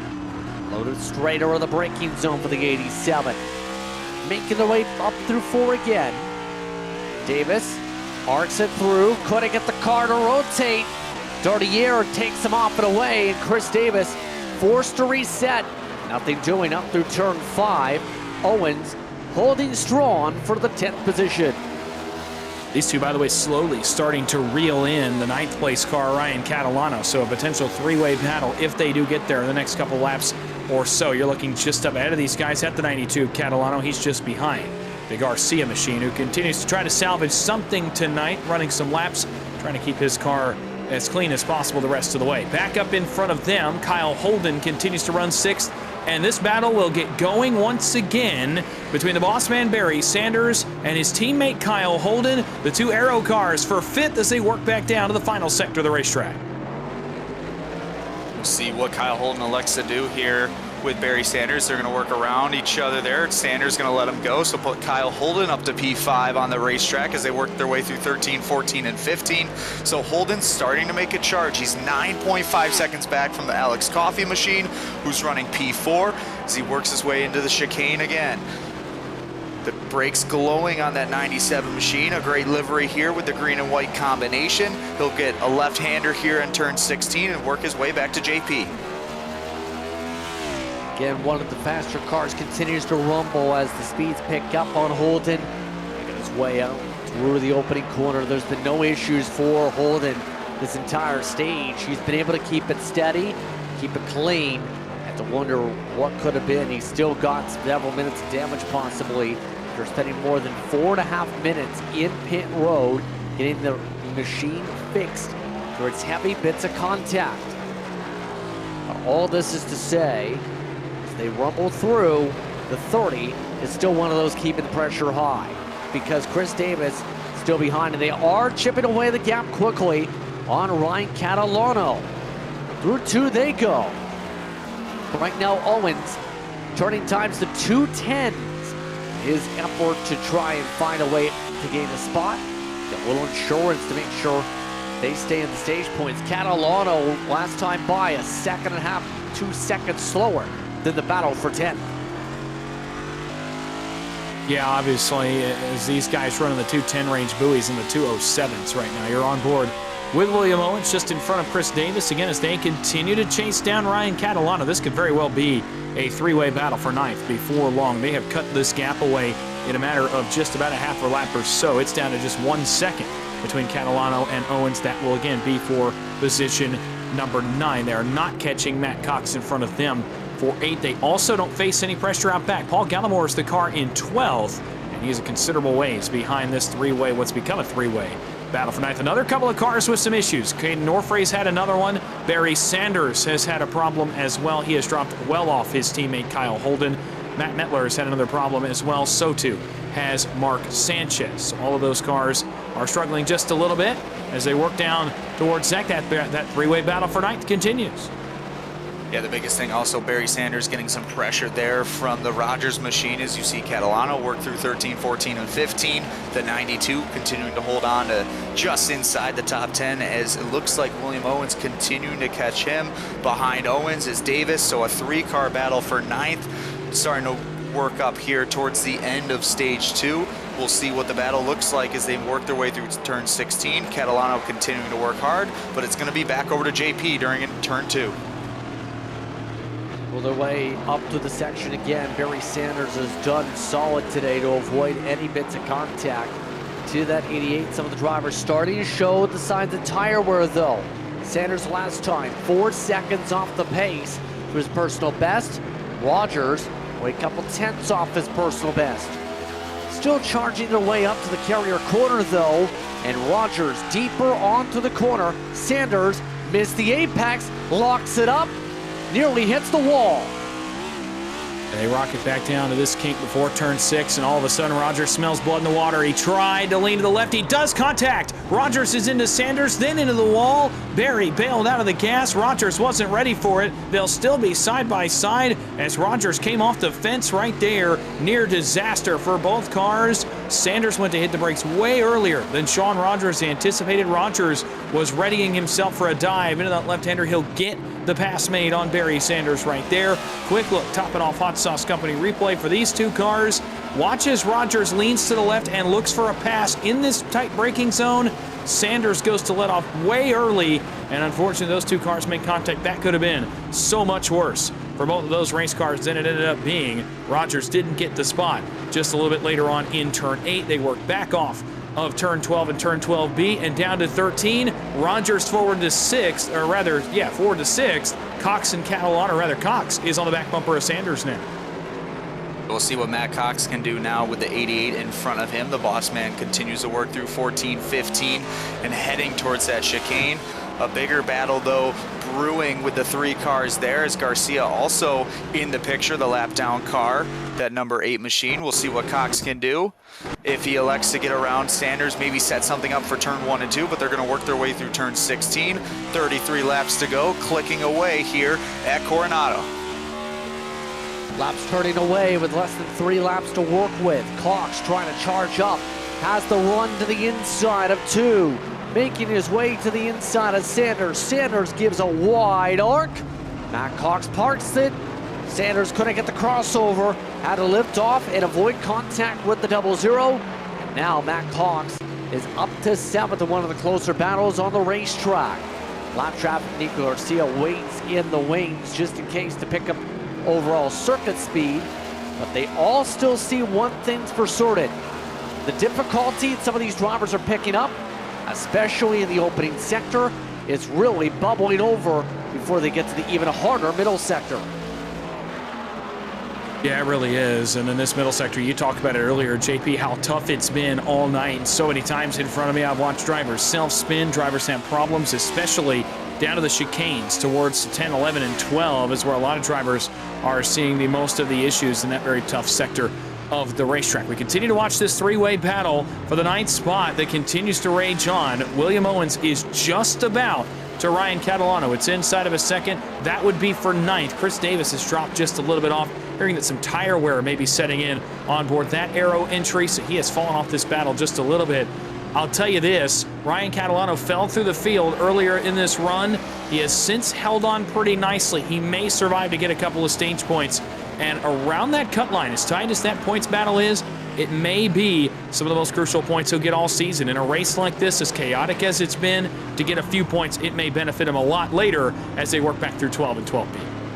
I think the biggest thing, Dawson, I think you're absolutely right? Like, let's get some points when we can, make a gamble maybe on pit road.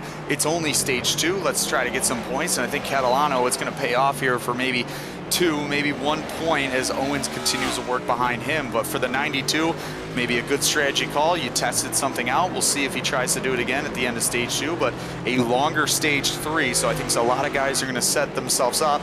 Little bobble there from the 92, working his way off the chicane. He goes into turn 16, gets over that bump there in the apex. He's going to set his sights once again, heading down towards turn 1 where JP is. Less than 2 to go now in stage number 2. This stage again brought to you by RS Button Boxes today. Right now, Catalano has stabilized the bleeding. William Owens lost time last time by. Gap now 7/10 last time on the markers. Chris Davis is even faster than them though. On the average, Chris Davis the past few laps up to a 10th or 2 on the marks. They rumbled away up through 3/4. Davis, amongst those who've seen a lot of lockups today by the GMD Janitorial machine. Taking the Air Force look here today, runs his way once again out of 4 and 5. And continuing to chase these 2 cars, he'd love to get a stage point here, but obviously it does not appear as if he's going to get close enough to try a pass. You don't want to do too much here with just a couple laps to go in stage 2. We've seen what driving in too deep and getting too much pressure on the front brakes can do to these race cars. A number of drivers have had problems already. Speaking of problems, another couple of drivers have had them in the past couple of laps. Hauschel, Norfray, Mentler, and Cornette have all had issues at some point over the last few laps. Mark Sanchez got a corner cutting penalty a moment ago as well, just in front of the leader. This battle continues on again. Owens is getting close. He can almost taste that position. And by the way, not so much over the last couple of laps. These guys have been running down Barry Sanders. Now, I don't know if they'll get there in time as Bowie takes the stage white flag, but as they work down the hill, Sanders starting to get bigger in their windshields now. And one thing that happened earlier on in maybe the first couple of corners, Catalano getting that wall on the outside just after the tire barriers, maybe outside of turn 2, so that made it slowed him up a little bit as Owen now works behind him. You have Davis behind him. Here's the boss man Barry Sanders working his way through the chicane, but I think the biggest thing is making sure your car is taken care of going into stage 3. We'll see if these guys can catch Barry Sanders on the final lap of stage 2. But I think the biggest thing is Brandon Bowie continuing to make his mark made. He works his way all the way down near Dawson into turn 6. And Bowie continues to lead the way up to turn 6. You're watching Kyle Holden as he has chased down Alex Coffey. They're going to work in front of me here off Carrier Corner. But Bowie, it's been about as good as it gets for him. A 5-second lead, a big-time buffer. You're watching, though, the continued battle for that spot. It did not last long. Holden on by. Kyle Holden stands as the only car really in the same zip code as Brandon Bowie. Fetter Place and Moore have been semi-close. For Kyle Holden here, the recovery drive has been the big story to this point. All the way back to the 4th position for him. He had a couple of spins in stage 1. He led the early portions of this race before giving up the lead to Brandon Bowie after that spin in the middle sector of the racetrack. He's back up to 4th. Bowie down the hill towards 13 and 14 as Holden continues to try to work away from Coffey. I think obviously a stellar performance through stage 1 and stage 2 for Brandon Bowie. We knew he was going to be good, but he's continuing to put the pedal to the metal. He puts the brake pedal though, working his way through the chicane. The brakes glowing on that 51 machine there for the aero camp, and back to turn 16 for the stage. Green white checker flag coming up. Brandon Bowie dominating the stage. It's done over Brandon Fetter Place here this evening. Corey Moore coming across the stripe in the 3rd spot. 4th spot. Still working its way to the final groupings of corners. Same for some of the yards. Kyle Holden did take away the 4th spot after Coffey's mistake this lap. So he was able to recover to a decent spot Ahead of the 54, Sean Rogers still making his way to the final corners. He ends up being in the 7th position on track 6, should say. That's going to put him in a decent spot as smoke picks up because someone lost control down the front straightaway. Matt Cox, Barry Sanders amongst those finishing off the group inside the top 8. Whereas the drivers in the group, Catalano and Owens, who have been putting our fights. The smoke was for Sanchez, by the way.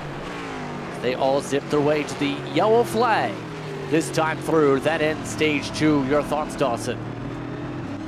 Again, more of the same as stage 1. Again, the track continues to take no prisoners tonight besides Brandon Bowie in the 51, who really has continued to be one of the only cars on track that's not had an issue. The top 3 there in stage 2 had a relatively event-free stage. Fetter Place and Moore maintained their positions. Just about everybody else had something happen to them on that run or had to drive back to the field. In the case of Kyle Holden, in the case of Sean Rogers, in the case of a couple of others further towards the tail end of the top 10. A number of drivers have had problems tonight. One driver that hasn't is Brandon Bowie, and he stands in a great place to extend that points lead later on. Take a step aside. When we come back, more coverage. You're watching Precision Entertainment for tonight's coverage of the GMD Janitorial 250 here from San Diego.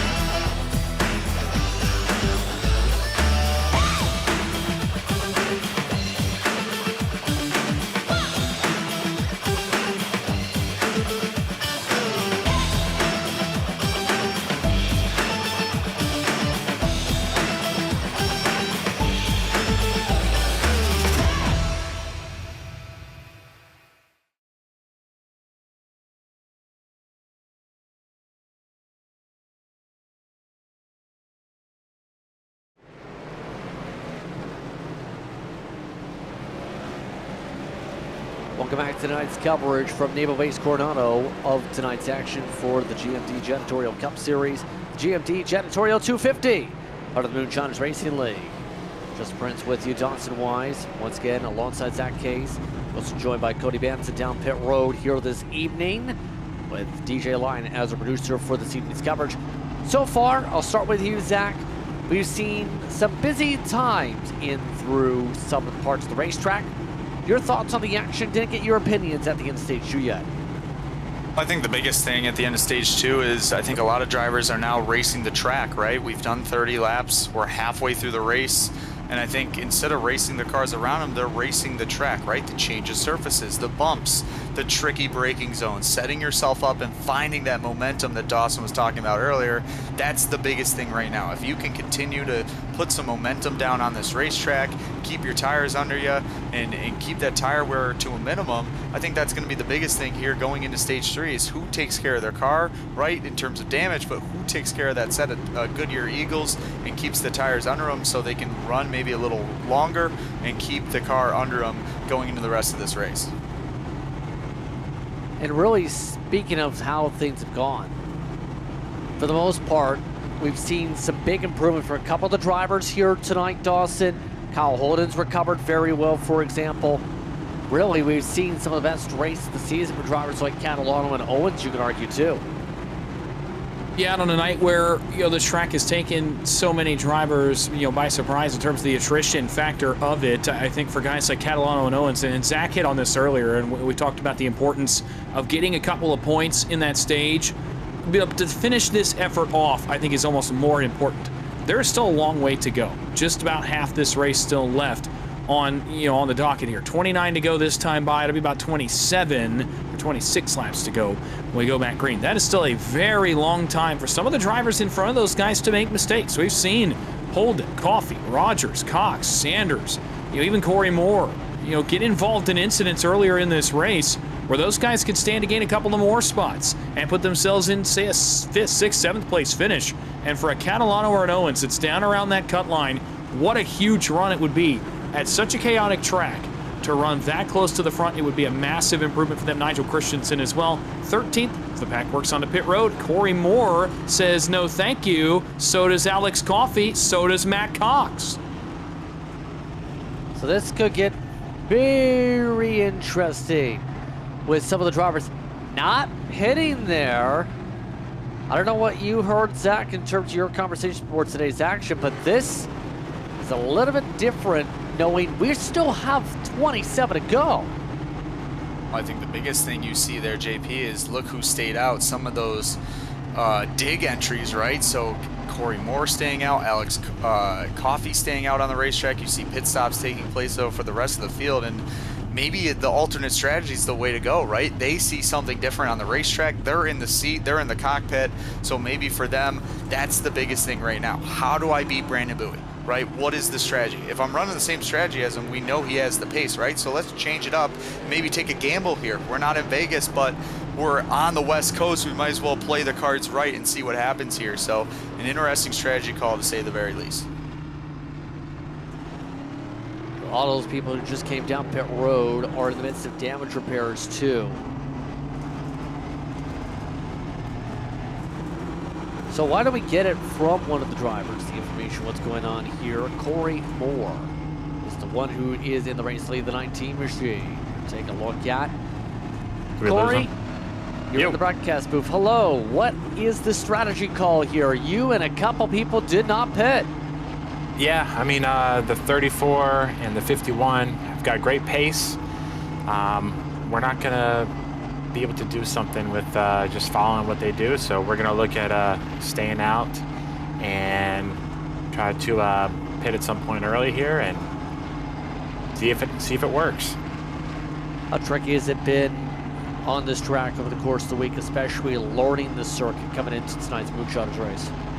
Yeah, learning the circuit, I mean, the racing line is so narrow. Like figuring out the racing line is like first and foremost probably the toughest thing about it because it's so narrow. The bumps are they're so violent, right? Like it doesn't present many opportunities to run off the racing line, so it also makes passing super difficult. So it's just about finding the speed in the key areas where speed can be found and keeping all four wheels underneath you. It's a challenging track, probably the toughest I've had to learn in this car. So what's the approach then as a result for as we zoom about through stage 3 now that you're going to be the leader? Yeah, we're going to try to maintain. It looks like we got a few of us here that are on the same strategy here to stay out. So we'll try to hold track position as long as we can. You know, I have no doubt these guys are going to be faster than us. They just put tires on.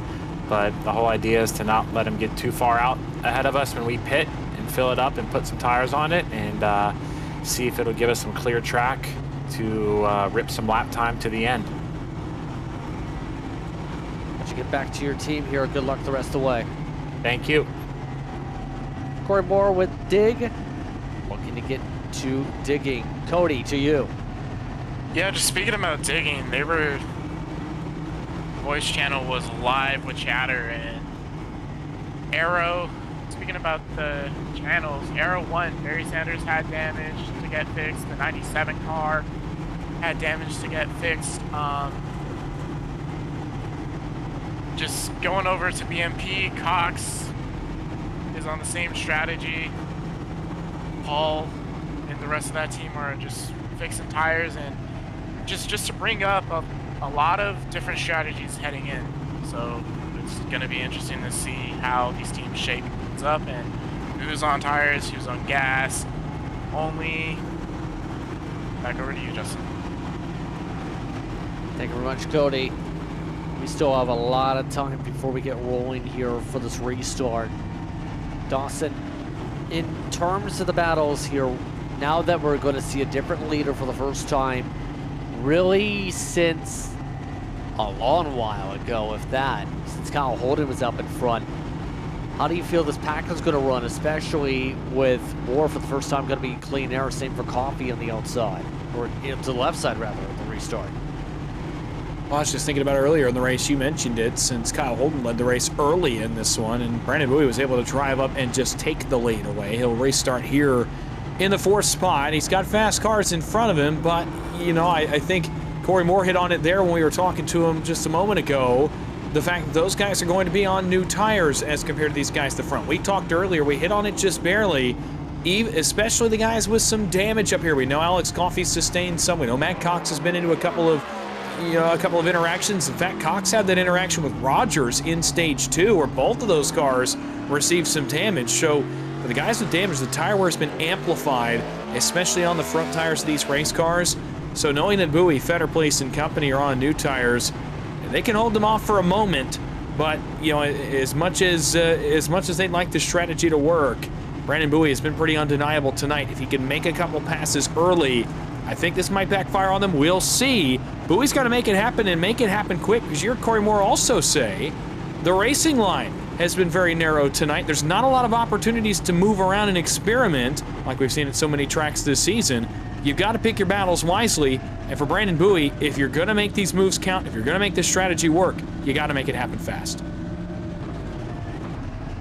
We're at the 1 to go mark here in this one. Going to be one of our longest races of the season. We're still going to have 26 to go. We get back rolling in the next moments or so in what's been an intriguing one tonight from Naval Base Coronado.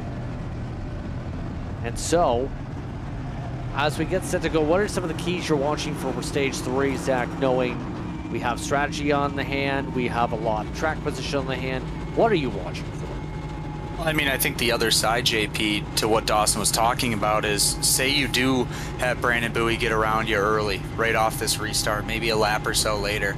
If you can keep that 34, Brandon Fetterplace, behind you and keep the gap maybe close once he does get around you and maybe the rest of the field, why not race for second at that point, right? Say Brandon Bowie does make a mistake and you're on fresh tires and you can get around the 34 later on in this stage 3, I think that that's the gamble you want to take, right? You're trying to race for maybe second, race for third, race for a better position that you already were in at the end of stage 2, and that's the gamble you're seeing right now from Corey Moore, from Alex Coffey, from Matt Cox, right? So for those 3 guys, like Corey Moore was saying, we got to do something different. We got to change it up. We're not going to beat them on pure speed and pure precision right off the bat, but let's try to gamble, take a little different strategy call here in stage 3, and we'll see if it works out for those 3 guys. But I think the biggest thing that we're going to have to notice off this restart is who wants to really dive it in there right off the bat, who wants to maybe settle into their position, and who tests the envelope. I think that's going to be the biggest thing we're going to notice here on this restart. Any counterpoints, Dawson? Not really counterpoints. I think Zach hit on it pretty well, and I think, you know, something to go along with it in terms of why these drivers may have gone with this strategy. For Coffey and Cox, they're top 6 in points, and they have a considerable points margin behind them to where they can afford to do something like this. Get off strategy, try to get victory. If it doesn't work out, it doesn't work out. And when they get to the end of this race, maybe they finish just outside the top 10, maybe just inside the top 10, and they walk away thinking, that was a pretty good effort. I salvaged some points. I didn't get caught in the chaos. For Corey Moore, he's on a little bit of the other side of that. A guy not quite as certain in points, although certainly he's had a good 6 weeks. But he's in the point where he's got pace compared to the leader. He's been one of the only cars really in the same stratosphere as Brandon Bowie and Kyle Holden tonight, to where he can try this and think, hey, if I get away and I could potentially salvage a win or a second place finish tonight, that's a big points turnaround. I could put him in a more secure position headed to Sonoma next week as we look down towards the postseason. So for a couple of guys high in points, it's what is there to lose. For Corey Moore, it's what is there to gain. It's going to be an interesting end of this race here, with still plenty of laps to turn. Still plenty of corners before we rumble. The rest of the way to reset your order. It's Corey Moore in first. It's Alex Coffey in second. Matt Cox is in third alongside Brandon Bowie. Then better place Davis, Catalano, and Owens, Rogers, and Holden. Paul Gallimore, Chris Cornett, Barry Sanders, Nigel Christensen, top 14. Ross Runoff also on the lead lap. Drivers laps down include Kenny Real, 16th. Mike Conchio down in 17th. Jose Medina in 18th. Matt Cox Mark Sanchez down in 19th. Greg Carr down in 20th position. Nico Garcia and Matt Mittler. Last cars running for this order. Let's keep an eye on how some of these drivers respond here with the cold tires in the heart of the field. We've seen a little bit of chaos on the opening laps before. We get that chaos to reign supreme this time. We're about to find out. Here they go, up through the chicane, set to fly. Begin this third stage of racing. Coming up to the Van Louis Stickers restart zone. Cars are off, green is out. We're underway, Moore got the better launch and we're spinning already. Trouble in the heart of the field for Chris Davis. Davis moves to the left side of the racetrack. He avoids getting hit by anybody. The rest of the field rumbles its way through turn 1. First side-by-side popping up for Bowie. Trying to send it to the inside of Coffey for second. Doesn't get there fully. Wheel hops out of 2. They all single file up to turn 3. They rumble their way past USS Carl Vinson once again. Up to turn 4. Bowie a little quicker on the apexes. Coffey across the rail tracks. Makes their way once again up towards Carrier Corner. Single file with Corey Moore up at the point. Up through turn 5, they rumble. Bowie holds on to third, Coffey in second.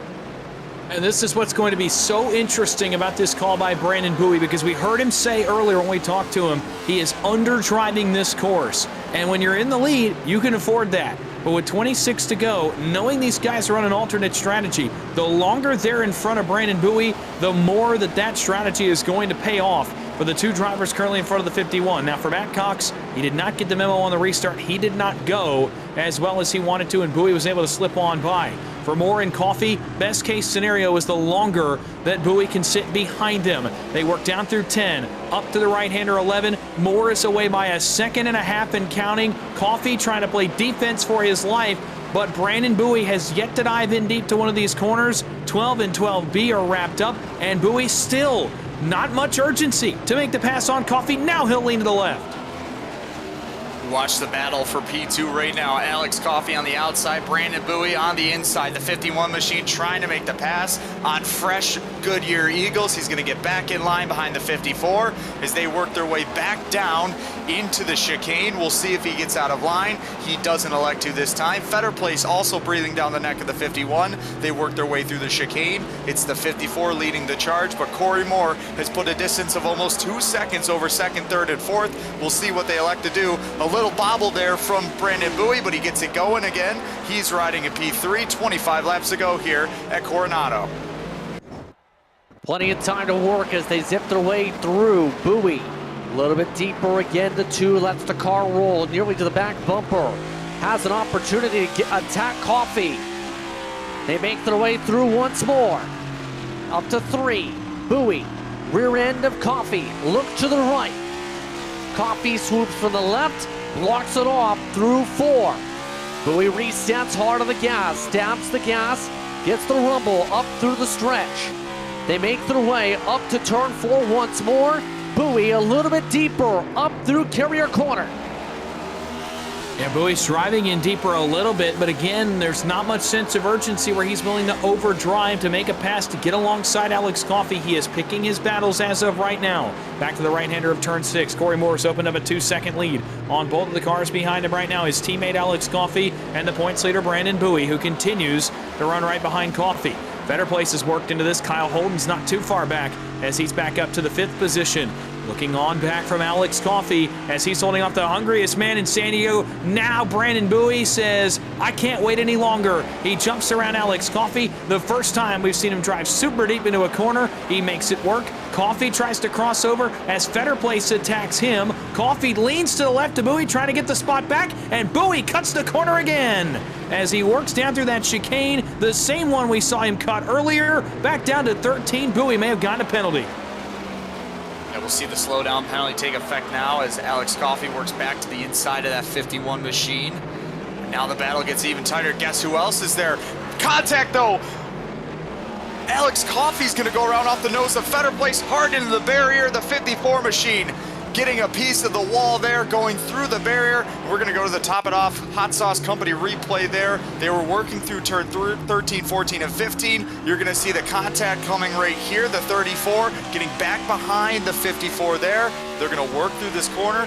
The 54 is trying to send it up the inside of Brandon Bowie. He has to check up just a little bit.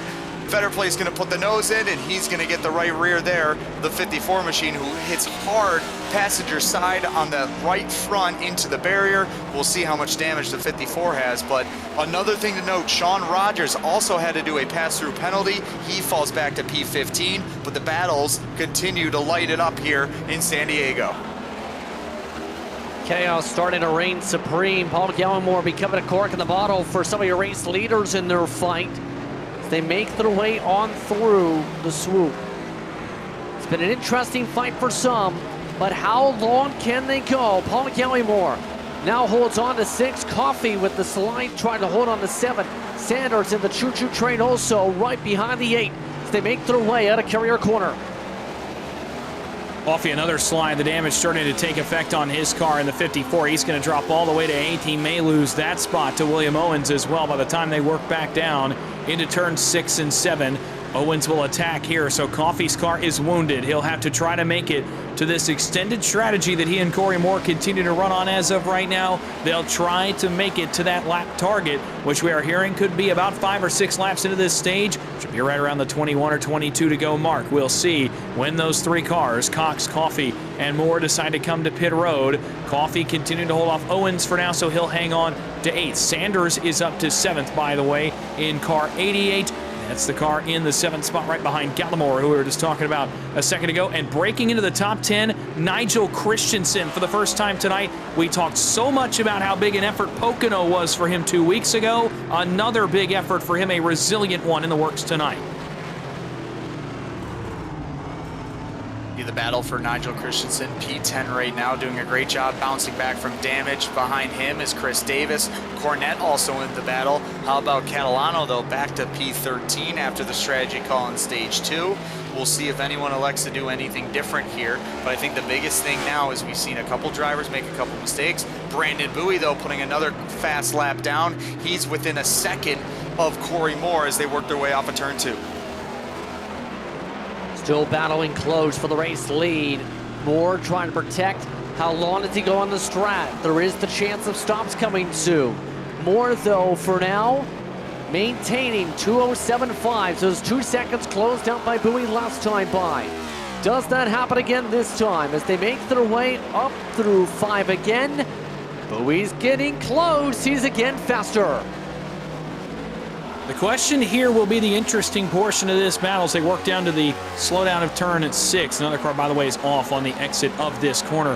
Number 1, how aggressive will Brandon Bowie be? And number 2, how much defense is Corey Moore going to play, knowing that the strategy is coming up? Again, to stay in front of Brandon Bowie would be critical here, especially with a pit stop coming. It could completely flip his race on its head if he could stay in front. Bowie to within half a car length. Now as they work through 8 and back down to 9, there's the battle for the lead. Moore moves over, lets Brandon Bowie go. Bowie overdrives a little bit on the exit. Moore trying to lean back to the right side through 10 and 11. Moore trying to play some more offense, but Brandon Bowie has been in a different zip code for everyone besides a couple of cars. The other car I was going to mention, Kyle Holden, within 2 seconds of the leader. He's back in clean air as well as they work back down the short chute to 13. Glad you said something there, Dawson, because I just saw that white and green car get ever so closer to the top 2 right now as Kyle Holden continues to work. He's about a second back from Corey Moore. Brandon Bowie putting a gap on to Corey Moore now. He's almost a second in front of him. So put the fastest car on track back to the lead. That's Brandon Bowie, Corey Moore in P2. And then we have Kyle Holden in P3, Fetter placed in 4th, and Matt Cox rounds out your top 5 as they make their way back to the front stretch down to JP. Still good battles forming up, absolutely, but Kyle Holden still is a rocket, making his way close to Moore, stays closer to the barrier. Inside run looking Holden, still 2 car lengths back, makes his way through again without any major sins. Holden still stays patient up through 3, still not a passing section, but he can sure get to the bumper of the dig machine. Gets a little close to the apex. Better liftoff for Moore, back through 4. They all cross the tracks. Some of the drivers trying to phase out on the outside. Pit window is open, by the way. Alex Coffey is down the pit lane. The window is open for those who stayed out on the previous caution as the other drivers zip their way through. So now the service is underway for car 54. And no surprise to me that Alex Coffey's the first of those 3 cars on the early pit strategy here in stage 3 to make his way down pit road after the damage he suffered in the incident with Brandon Fetter place. Rest of the front of the field will wait on Corey Moore and Matt Cox to make their stops. They currently run 2nd and 5th as Moore's on defense again. Here's Kyle Holden, getting the only car that's been relatively close to Brandon Bowie on pace tonight, looking to get into clean air and clean track. He's got to deal with the Dig eSports Camry of Corey Moore before that. The recovery try for Holden has been as important of one as he's had this season. So many times the last 6 weeks or so, it's not given him a chance to have a recovery. Tonight he's gotten the opportunity, and now he's just 1 move away from being 2nd and the next car back from Bowie. Remember though, every second that ticks away that Kyle Holden cannot get around Corey Moore, Brandon Bowie makes that gap even bigger. I think the biggest thing though, we also have to know Matt Cox has a 9-second gap over 6th place Gallimore right now, so that's another thing to know, another guy on that alternate strategy. You see the battle though heating up once again for P2. Kyle Holden all over the back bumper within a car length of that 19. We'll see if he pits. There it is, Corey Moore to pit road from P2. Kyle Holden takes over the runner-up spot, and we'll see what the 19 elects to do on his pit stop. 21 laps to go. And I think the biggest thing now is how long does it take Corey Moore to run down some of these guys in the top 10? We saw Alex Coffey drop back to P13 after his pit stop, so we'll see what Corey Moore does when he's done. And all of this is to say, the other drivers eventually will have to think about when they may have a possible pit service with 21 laps to work within the race. Moore still on the jacks and getting the work done. Cody, you were talking about the different things, the strategies to watch for. We're seeing them now for the Dig cars. Yep, and just to touch on a Dig car, we got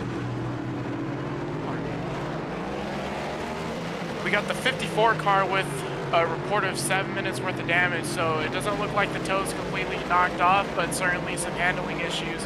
And just to point out the history between the 34 and the 54 the last couple of weeks, that team is not happy with 34. Back to you guys. Very much, and right now, our battles continue. Just the run continues on for many others, Dawson. These drivers all try and find their way through your section. We're watching Barry Sanders. Right now, the boss man still continues to have a very productive run tonight. I think it's exactly what the doctor ordered. I talked a lot about Nigel Christensen earlier, but for Barry Sanders, it's the kind of run that we were waiting on him to have this season. P6 right now, really for Gallimore in front of him as well. Gallimore, a guy that was in the postseason last year. Sanders, a guy that was in the postseason last year. And they've had good runs this year. They've had speed, but to finish one off and finish top 5, top 6, that's what both of those cars desperately need in the mid-portion of this season to separate themselves, really put themselves in a good point spot as they work down to 13. Doing just that, still 20 laps to negotiate. Both those cars in positions for big point stays. Yeah, Barry Sanders doing a great job. You see Nico Garcia working behind him. He's many laps down, so unfortunately for Garcia, not a point position there for him. But Barry Sanders doing a great job. A little damage there on the right front, not really affecting his car. Gallimore having a nice run as well in P5, just inside the top 10. 12 seconds back though from Matt Cox, so we'll see when the 00 elects to pit. He will not pit this time by, so he stays on the racetrack. He's the last car on that alternate strategy, still working on the racetrack at the end of stage 2, electing to stay out, so we'll see how that factors into this whole race. Absolutely, as they work their way up to 2. Sanders nearly to the bumper. Gallimore had to lock up. Avoid contact. They rumble their way up towards turn 3. These drivers getting mightily close to contact with the braking zones tonight. Nico Garcia hunts in the wings, still trying to log laps down to 21st. Through 4, Sanders, dirty air carries him nearly to the outside wall. No issues for them outside of that. As they go up to 5. Paul Gallimore still holding the good fight for 5th. Getting back into my view again, Gallimore really desperately needs a top 5 this year, but so does Barry Sanders. So a pair of cars that could really use that P5 running position. William Owens, we talked about him earlier as he works off 5 and down towards 6. He's back to the 7th position right now in the car number 30, that orange and black precision powered entry. A great run for him, one of his best runs of the season. We mentioned 3 top 5s. We can add another top 10 to his ledger. Davis 8th, Moore only fell as far as 9th. Catalano runs 10th right now. That's the back half of the top 10. As you continue to watch William Owens, he is slowly starting to reel in that battle for 5th. He's got a ways to go, though, about 9 seconds until he gets into that battle that continues on. Gallimore driving away from Sanders a bit as these two continue to be the 2 cars closest to each other on the racetrack. Barry Sanders as hungry as ever tonight for the boss man. I think this is one of the best runs we've seen out of the boss man so far this season. He's doing a great job in that 88 machine. They've worked their way through 13, 14, and 15. They're going to make their way eventually down into that final chicane. So we'll see what the 88 does. Does he continue to push the envelope and try to get ever so close to that 11 car? They work their way once again through that chicane. It gets a little tighter there as the 88 works through. They're going to make that left-hander onto 16, and they're going to get back on the front stretch heading towards JP. Still good separation for the BMP entry as we're 9 laps or so into some people's fuel runs as they go about here. All that's to say, the thought process is still high for many of the drivers. Through 2, Sanders still not able to really do much in the opening sector. It's been difficult to get a lot of passes done.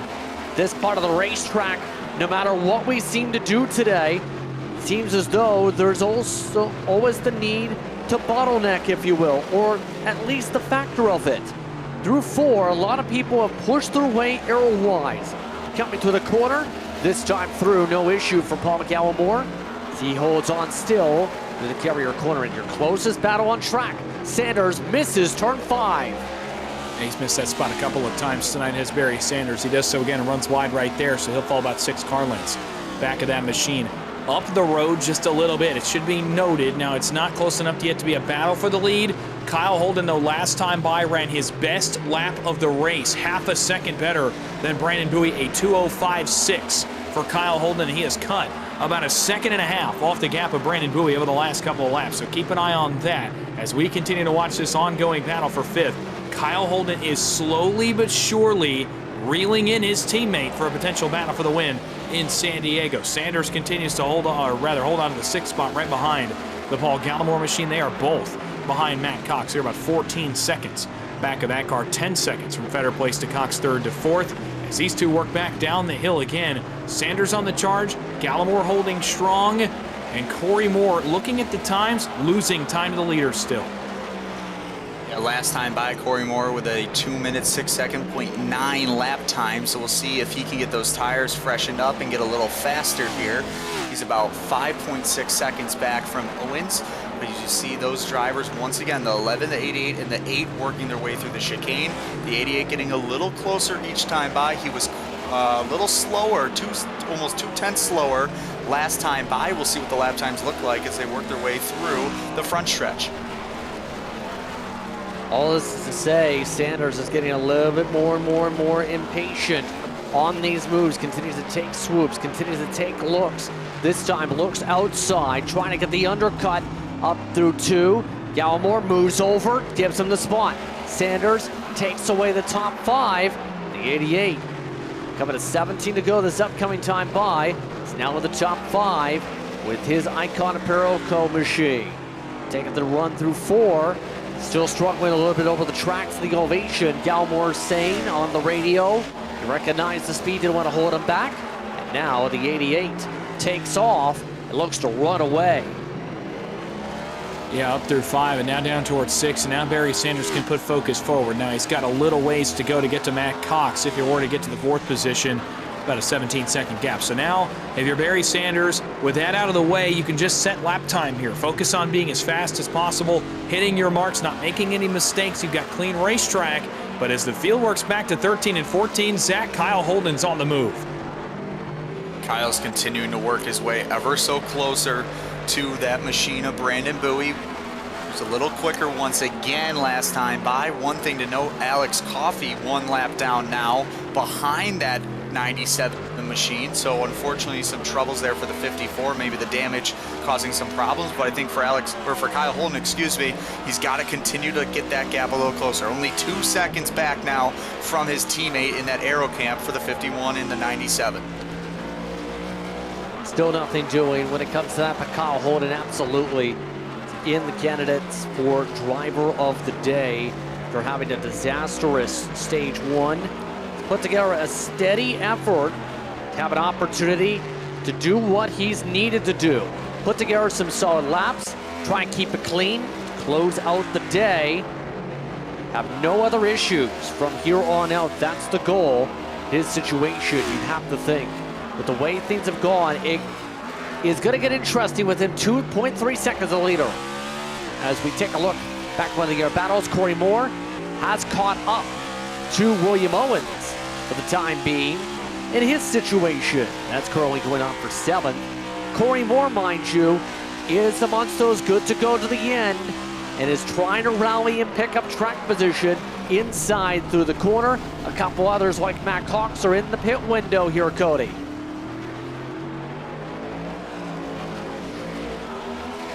That's it.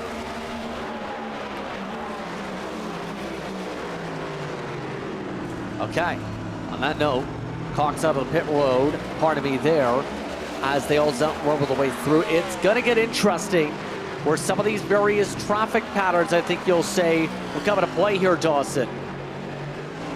Yeah, traffic pattern's a good way to put it here at the Naval Base, of course. You're looking, continuing on it with Corey Moore. And again, the recovery is going to be nice. I know those guys said they had to do something different. I just don't think it's going to be enough to get them a victory. Again, Morris lost another couple of seconds over the last several laps, but he is back up to the 6th position as they run. Matt Cox just came off pit road. We'll wait and see where he cycles out. Looks like the 9th position. That's where you'll see Matt Cox come off pit road. So again, those guys will gain a couple of more spots, but you know, compared to where the leader Brandon Bowie is going to be, it's not going to be enough for the win. They might cycle out to where they were, though, by the time that this race comes to an end and everybody else comes to pit road, which, by the way, we should be anticipating here in the next 5 or 8 laps from now. So anticipate that last pit stop between the 8 and 12 lap to go mark. If everyone else runs the tank dry, truly will be the money stop as these guys work back down the chicane. Matt Cox continuing to try to hold off Ryan Catalano. He just got by for 8th. Chris Davis continues to hang on to the top 10 in 10th. After his spin on the race start, he's already back inside of the top 10. I think you talk about pit strategy there. If you're Brandon Bowie, if you know you're losing time there to Kyle Holden, why not maybe pit a little earlier to get some fresh tires on that machine and force your hand once you get inside the pit window. You see Chris Davis, though, working inside P10. He's got a hefty gap back to Nigel Christensen, 29 seconds back to P11. So for Chris Davis, continuing to look forward inside that top 10, works his way through the chicane, gets it all buttoned up, everything smooth there. He'll get off the corner, head back towards turn 16, gets over that bump in the middle of the apex, and sets his sight on the front stretch. All of these drivers have to start thinking, what do they do on strat? What do they do on stop? What do they do on making sure there's no issues? Chris Davis once was doing well. Holden still hunting down, still turning faster laps than the leader here, Dawson. Yeah, Kyle Holden continues to run faster laps as they work back down towards where Zach Case is perched. Kyle Holden's on the charge. This could be the greatest recovery drive of the season to this point, and Holden's on the move. He can see Bowie in front of him now.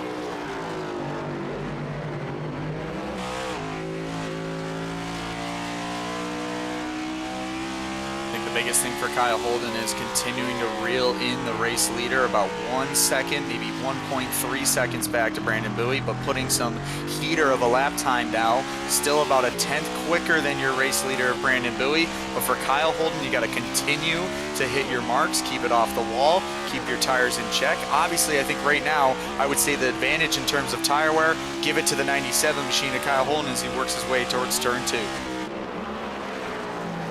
It's going to be an interesting fight to the end. It's going to come down in part to pit stops, remember, on the strategy. The 97 still in hunt mode. Looks to arc it through 3. A little bit higher up and scrapes the wall possibly. Comes to Brandon Bowie. Making their way through 4 still. Holden, after having so many struggles up through 5 earlier, he's making decent time through that section now. Isn't losing his focus now. Still 1.6 seconds back.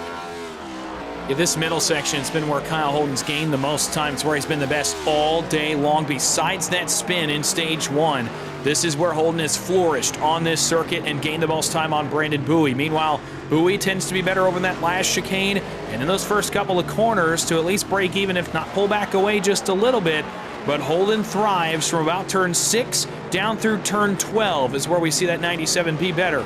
Through this right-hander right here, one of the best corners Holden has had all day throughout this race, and he continues to maintain about a 1.3 second gap between he and his teammate, the race leader, Brandon Bowie, down to 12 and 12B. Again, he can see Bowie now. You can't let that make you make a mistake, as Holden did earlier when Bowie was on his back bumper, but you also got to keep the aggression up, and we're seeing that from Holden right now. He's driving deeper than Bowie is into every corner. I mean, he was 5/10 quicker last time by for the 97 machine. He's kind of flying by me right now, like a fighter jet, some would say, here at Naval Base Coronado. He works his way through 14 and 15. Gonna get on the short chute here, heading into the braking zone, hard into, it looks like there, the chicane, lap traffic in front of him. That's the Kenny Reel machine in front. The 99's gonna move to the left.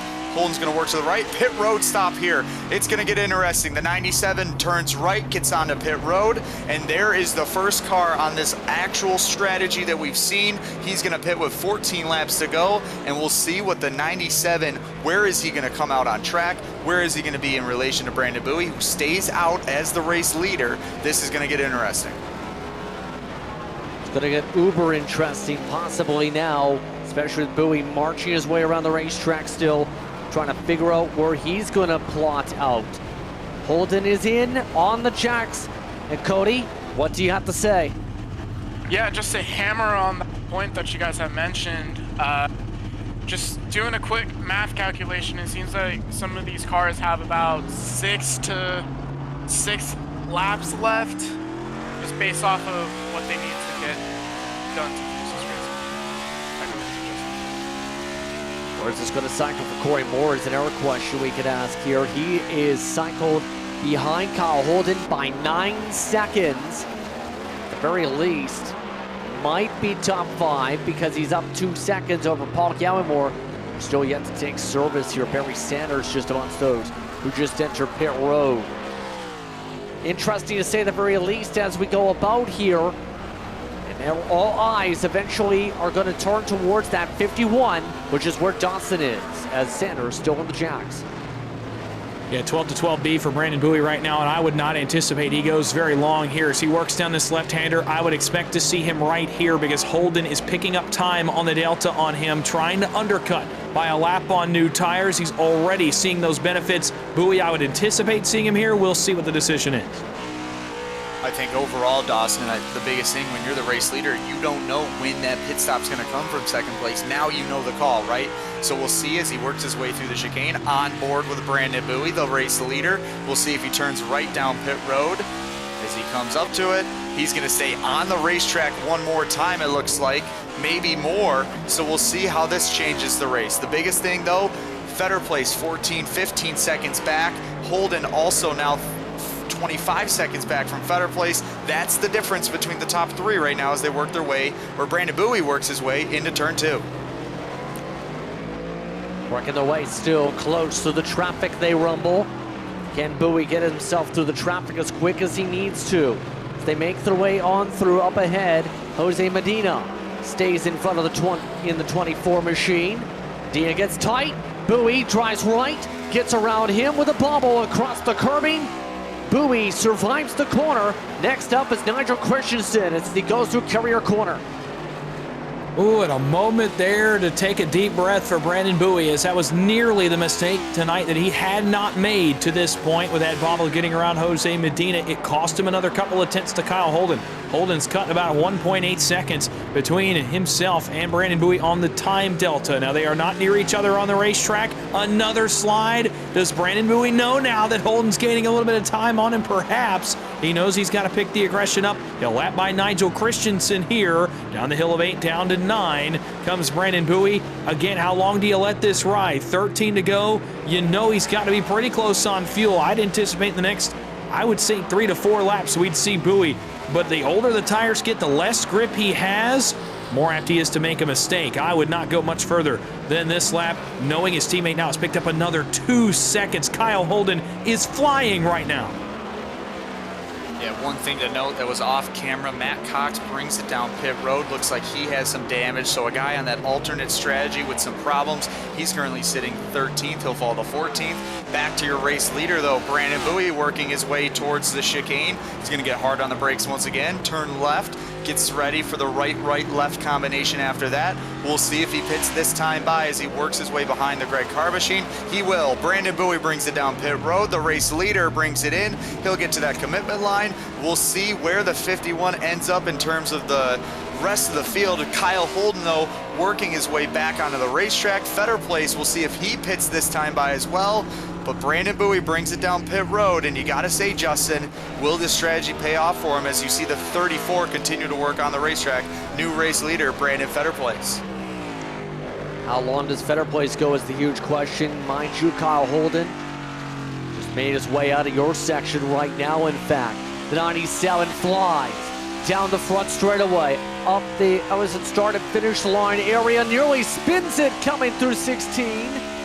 Still, Bowie is coming off the jacks. Holden zips by on through turn 1. It's a massive advantage for Kyle Holden, who set the fastest lap of the race already.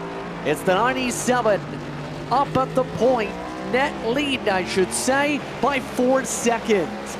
Also a stage left moment for Mark Sanchez. All that's to say, Kyle Holden in the driver's seat. Fetter Place, your current leader, still Dawson.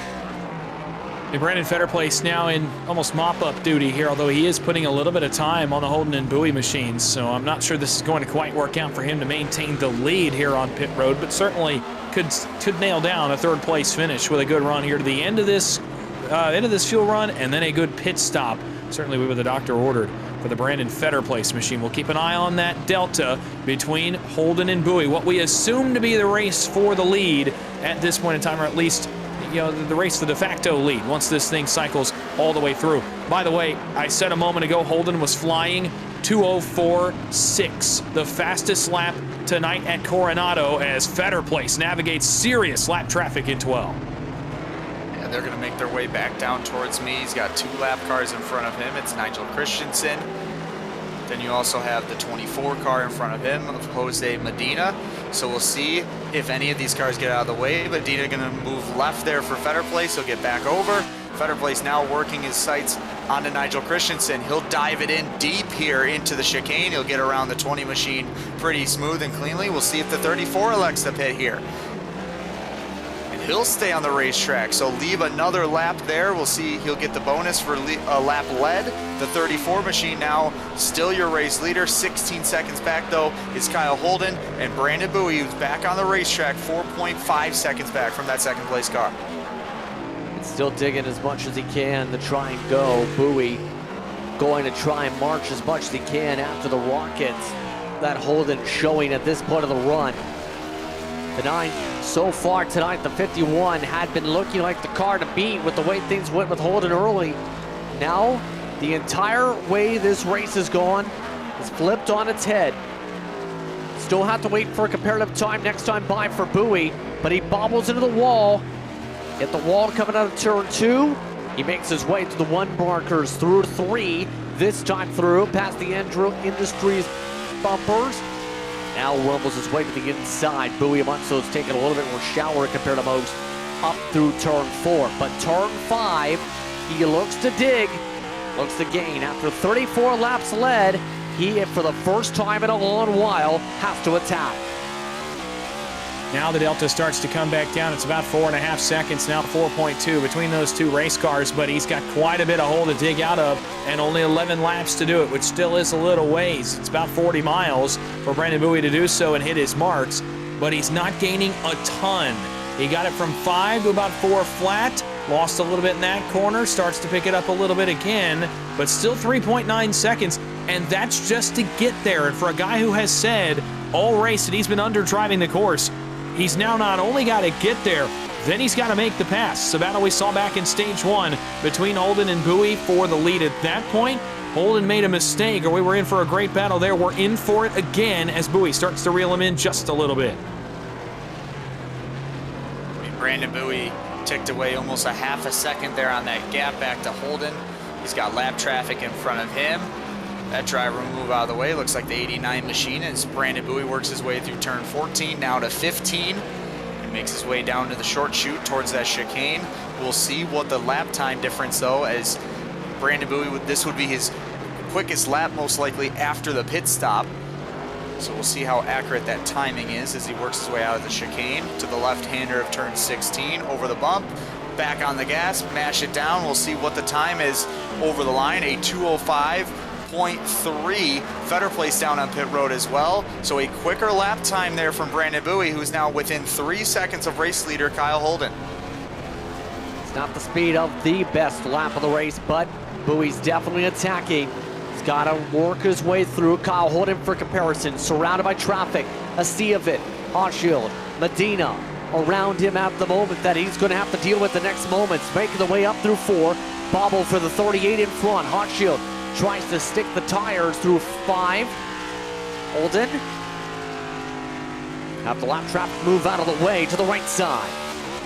Not sure Hochschild moved by choice there. He slid a little bit over the bumps of turn 5 and had to jump out of the way of Kyle Holden right there. Medina next on tap, 3.1, the gap between the two leaders. Holden has to jump in the binders right there as Medina got on the brakes in front of him. This is not what the doctor ordered for Kyle Holden. He loses 4 tenths right there in that corner because Jose Medina was on the brakes a little bit earlier than Holden was. Now as Holden works by Medina, he'll put 2 cars between himself and Brandon Bowie, essentially acting as picks. Now Holden has about 4 corners worth of clean track. The next car up for Kyle Holden at this point in time is 9th place Ryan Catalano, who's just now in the second chicane down by turn 16. Holden, basically the rest of this race, uninhibited clean track. Bowie, now 1 car separate the 2 leaders. The difference is going to be how quickly does it take Brandon Bowie to get through this traffic as you see Holden work his way through 14. Now over to 15, the left-hander gets by the barrel. Now he's back on the mash and the gas. Here comes Brandon Bowie, clean track in front of him. He can see Kyle Holden heading into the chicane. This is the race right here with 10 laps to go, coming to 9. We'll see if these 2 aero drivers battle it out, and we'll see how much the tire difference comes into play here as Brandon Bowie works his way around 16, back onto the gas once again, and the gap now just 2.9 seconds as Holden was able to drive away a little bit. Wall contact there for Brandon Bowie on the left side. We'll see how much that affects him going into turn 2. Making the way back once again, approaching the aircraft carrier. Bowie digging at least a tenth or two per corner. The 51 rumbles its way through 2, through 3 in fact now. Up through across the streets. They work. Bowie slides through, now 2.5 seconds back. Tick, tick, tick, tick, tick goes the time. Less than 9 laps to work with here. Kyle Holden trying to make sure he does not slow up. Still working his way out of 5. 6/10 faster than Holden. That time by was Brandon Bowie. As we look on board here, looking back towards where Bowie is. Holden and Bowie continue to battle for the race lead. Hard right-hander here for Holden. 2.7 the difference now. Holden's put a little bit on it. Again, this middle sector from turn 5 to turn 12 has been Holden's best all night long. Bowie has been better in both of the other two, especially that final chicane. The opening 2 and 3 corners is where Bowie has been better. Holden has been better in this middle sector. Bowie's got 6/10 this time by, though. Brandon Bowie, man on a mission, starting to have to drive a little harder than he wants to. Out through 11 and to the left, right, left of 12 and 12B. Holden continuing to hold about a 2.5 second lead over his Aero counterpart, Brandon Bowie. What a win this would be for Holden, but he's got a long way to go to hang on. Plenty of miles left to go here in this race at the Naval Base on Coronado. I think the biggest thing right now is how hard is Brandon Bowie going to push? He's almost dirt tracking it a couple times, sliding it through some of these corners. You see Kyle Holden work his way off of 15, down into the braking zone for the chicane. He'll make the left-hander, get around the barrels on the right, get back on the gas on the left again, and set himself up for 16. We're coming back to 8 laps to go here on Precision Entertainment. You're watching Moonshiners Racing League action, and of course Kyle Holden trying to get a little more of a distance there on Brandon Bowie as he works his way through turn 1. Up and into air they go. Holden still trying to remain on the gap. Every time though through 2, Bowie gains a fair bit. He just closed up 3/10 under the brakes. Holden really backing up his corners, trying to keep the car straight, trying to make sure no more slides, no issues with the 97. Bowie continues to dig in the background as they work their way out of 4. Bowie gaining every major hard braking section here, but Holden's been maintaining every time they swoop on through the higher speed corners. Brandon Bowie's gaining a little bit at a time, but then, Holden's doing just enough to break even and not lose too much. He's managing the bleeding very well, where Brandon Bowie's got to pick up the pace just a little bit, again, just to get there, and then to make the pass a little bit tougher. Brandon Bowie has been the best car on the racetrack tonight. Kyle Holden has been second best, and it's been pretty close at times between those two cars, where this pass is not going to be easy for Brandon Bowie to make if he does get there. He's down to 1.8, I think 1.9 seconds through these tough left-right of 8 and 9. Bowie can almost taste it now. He's within 2 seconds. This is as close as he's been. But again, getting there is one thing. There are not many passing zones on this racetrack. Not many places that you can brake hard enough and get your car to corner and not run wide like we've seen so many cars do tonight. Zach, if you're Brandon Bowie, where do you make the move if you even get there? I think if you're going to be close to him, you set yourself up for maybe the chicane going into before 16. Maybe you set it up for turn 2. We've seen how well he is at getting his car slowed down to make that corner. He's much better than Kyle Holden is in that section of the track. We'll see what the difference is this time by, but I think the biggest thing right now is you got to give it to Kyle Holden. Driving all the way back from the tail end of the field, basically at the end of stage 1 after catching some damage, gets back inside the top 5 at the end of stage 2, and now he's your race leader with 7 laps to go. Brandon Bowie, though, 1.6 seconds back, make it 1.5 diving it into turn 2. We'll see what the difference is as they make their way to turn 3. Holden still trying to hold on, but it's under a second and a half now. Bowie continues to rocket his way forward and forward even more so. Now it's under 1.4 seconds out of 3. Through 4, Bowie trying to get the car to turn, didn't turn this time, nearly smacked the wall. That cost him a half a tenth back the other direction. Holden still trying to make sure the tires don't melt. We still have 14 more racing likely to go. Yeah, just under 15 minutes with this thing staying green. That's how long Brandon Bowie has to get there, think about the pass and make the pass, and then hold off Kyle Holden from there. Bowie within 1.4, he locked it up. Brandon Bowie locks it up into the right-hander. He goes straight into the tire barrier. The left front destroyed. Race over for the points leader, Brandon Bowie. A critical development in this one. The mistake finally comes with 7 to go. A flawless night. Has the biggest flaw come in with just 7 laps remaining of action to the Top It Off Hot Sauce Company replay. And can you believe it? On road courses this year, he's been nearly perfect. He makes his first mistake of the night, locks up the fronts, goes straight into the tires, and the left front is immobilized. And now he'll have to work back to the pit lane. And as he does so, the field behind him will cycle past. What a moment for Brandon Bowie as he works to 12 and 12B. His night is done. Well, Dawson, we don't see it often, but every once in a while, maybe that points leader will make a mistake. He was pushing very hard. We talked about him maybe backing it up earlier in the run, earlier in the race. Here's Corey Moore, though, trying to pounce on it. He will easily take second place here as he works away the slower 51 machine. So put Corey Moore up to P2, but the difference from Moore up to Holden, a mere 23 seconds and climbing right now. The biggest thing for him, for Corey Moore, just continue to push, take the P2 finish. Fetter Place, though, is working his way back into the picture. He's only 3 seconds back from Corey Moore. That was 7 seconds, maybe 3 or 4 laps ago. So the biggest thing, Brandon Bowie, though, a black flag for cutting the course. He'll have to slow it down. He'll bring it to pit road. But for the 51, a devastating end to the night here at Coronado. Absolute stunner.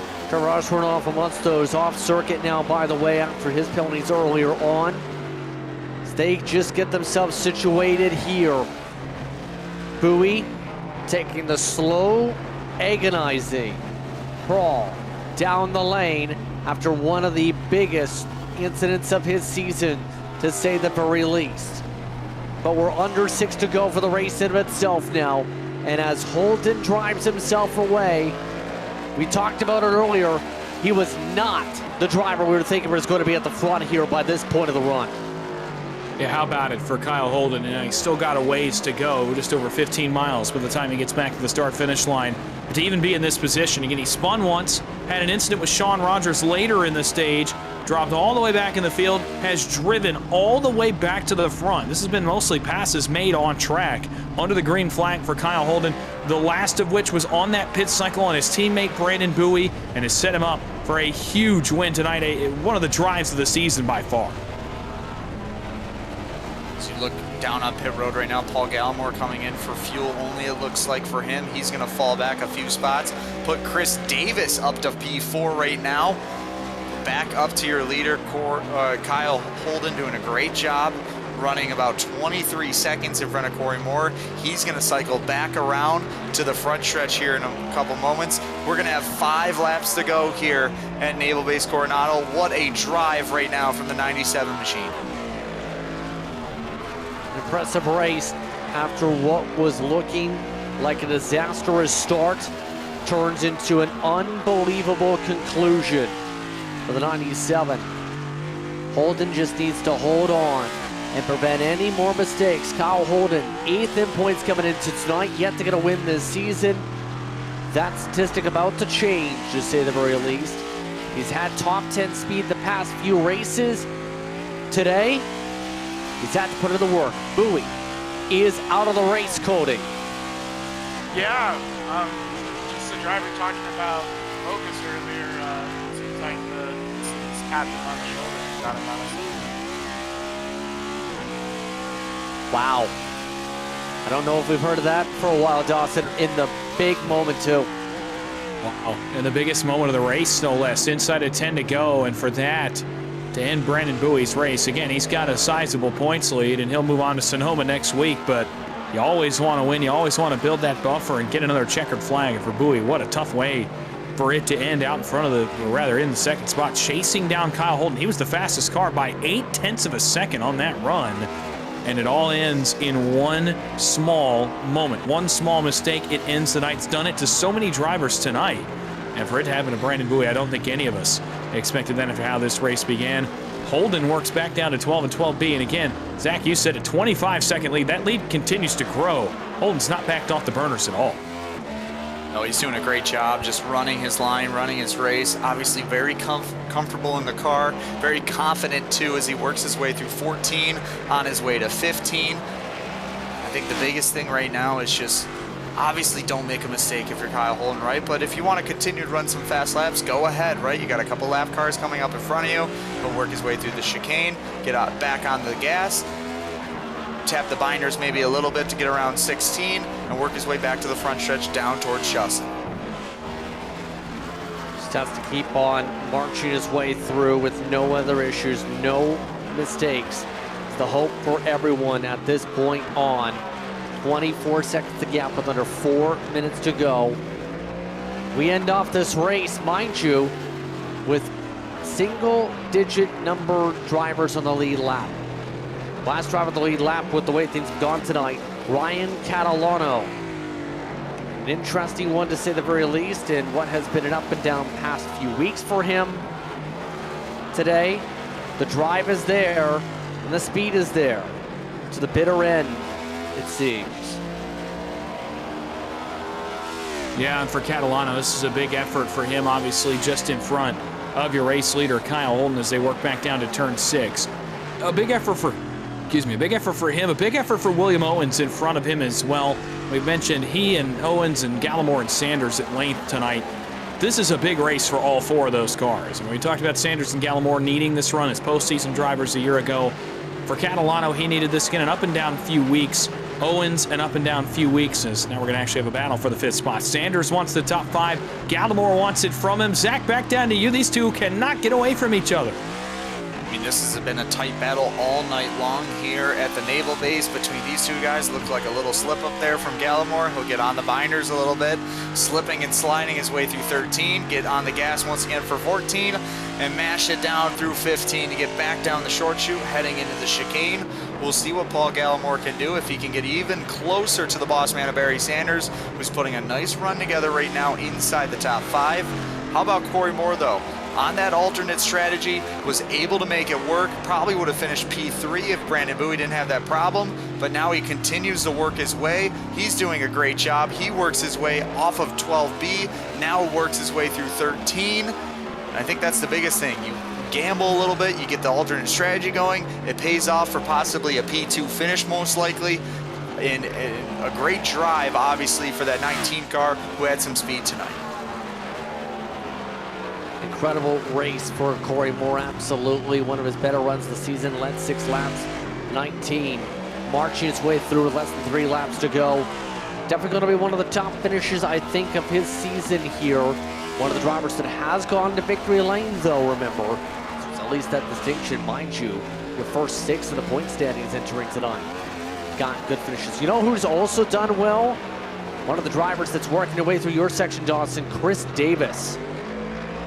Yeah, a big night for Chris Davis. A guy who won earlier in the season in Atlanta, 1 car off, that's Christensen. I was just going to mention him as well, as he's going to fall out of the 9th spot. As he tries to find a spot to get going, he'll maintain 10th. For now, he's got a little ways back to Blake Hawshill. Back to Chris Davis, though.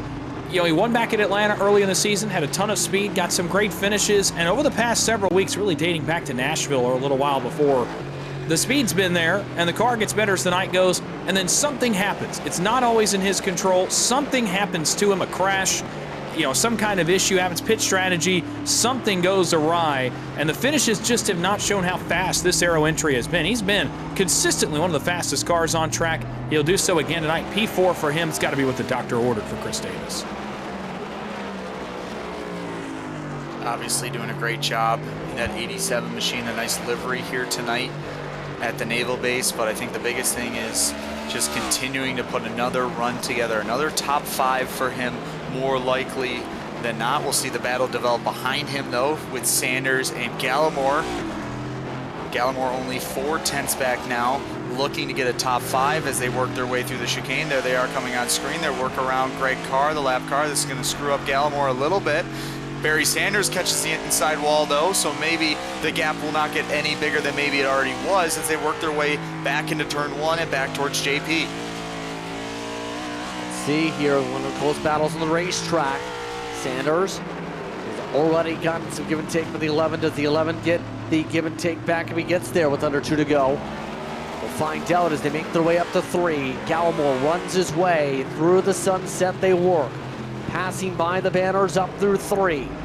Gallimore still needs to find another second if he wants a realistic shot to rip away this spot to close up the day in what has been one of the longest races on the season, the longest road course race of the year, the modern day Riverside with a lap and a half to go. That's a great way to put it, modern day Riverside, and those two continue to work up the hill. Gallimore's driven, or trying to drive back up to Sanders, rather. Sanders driven away just a little bit.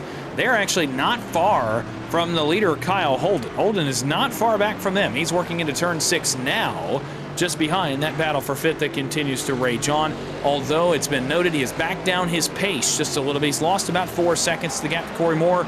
But when you have a 22-second lead, you can afford to back it down and underdrive just a little bit over the last couple of laps to make sure you get your car back to the start-finish line clean. Obviously, he has to get back to the white flag, has to hit 16 more marks to get through this one. What a drive it's been. He still has to make it about a lap and a quarter to complete this one.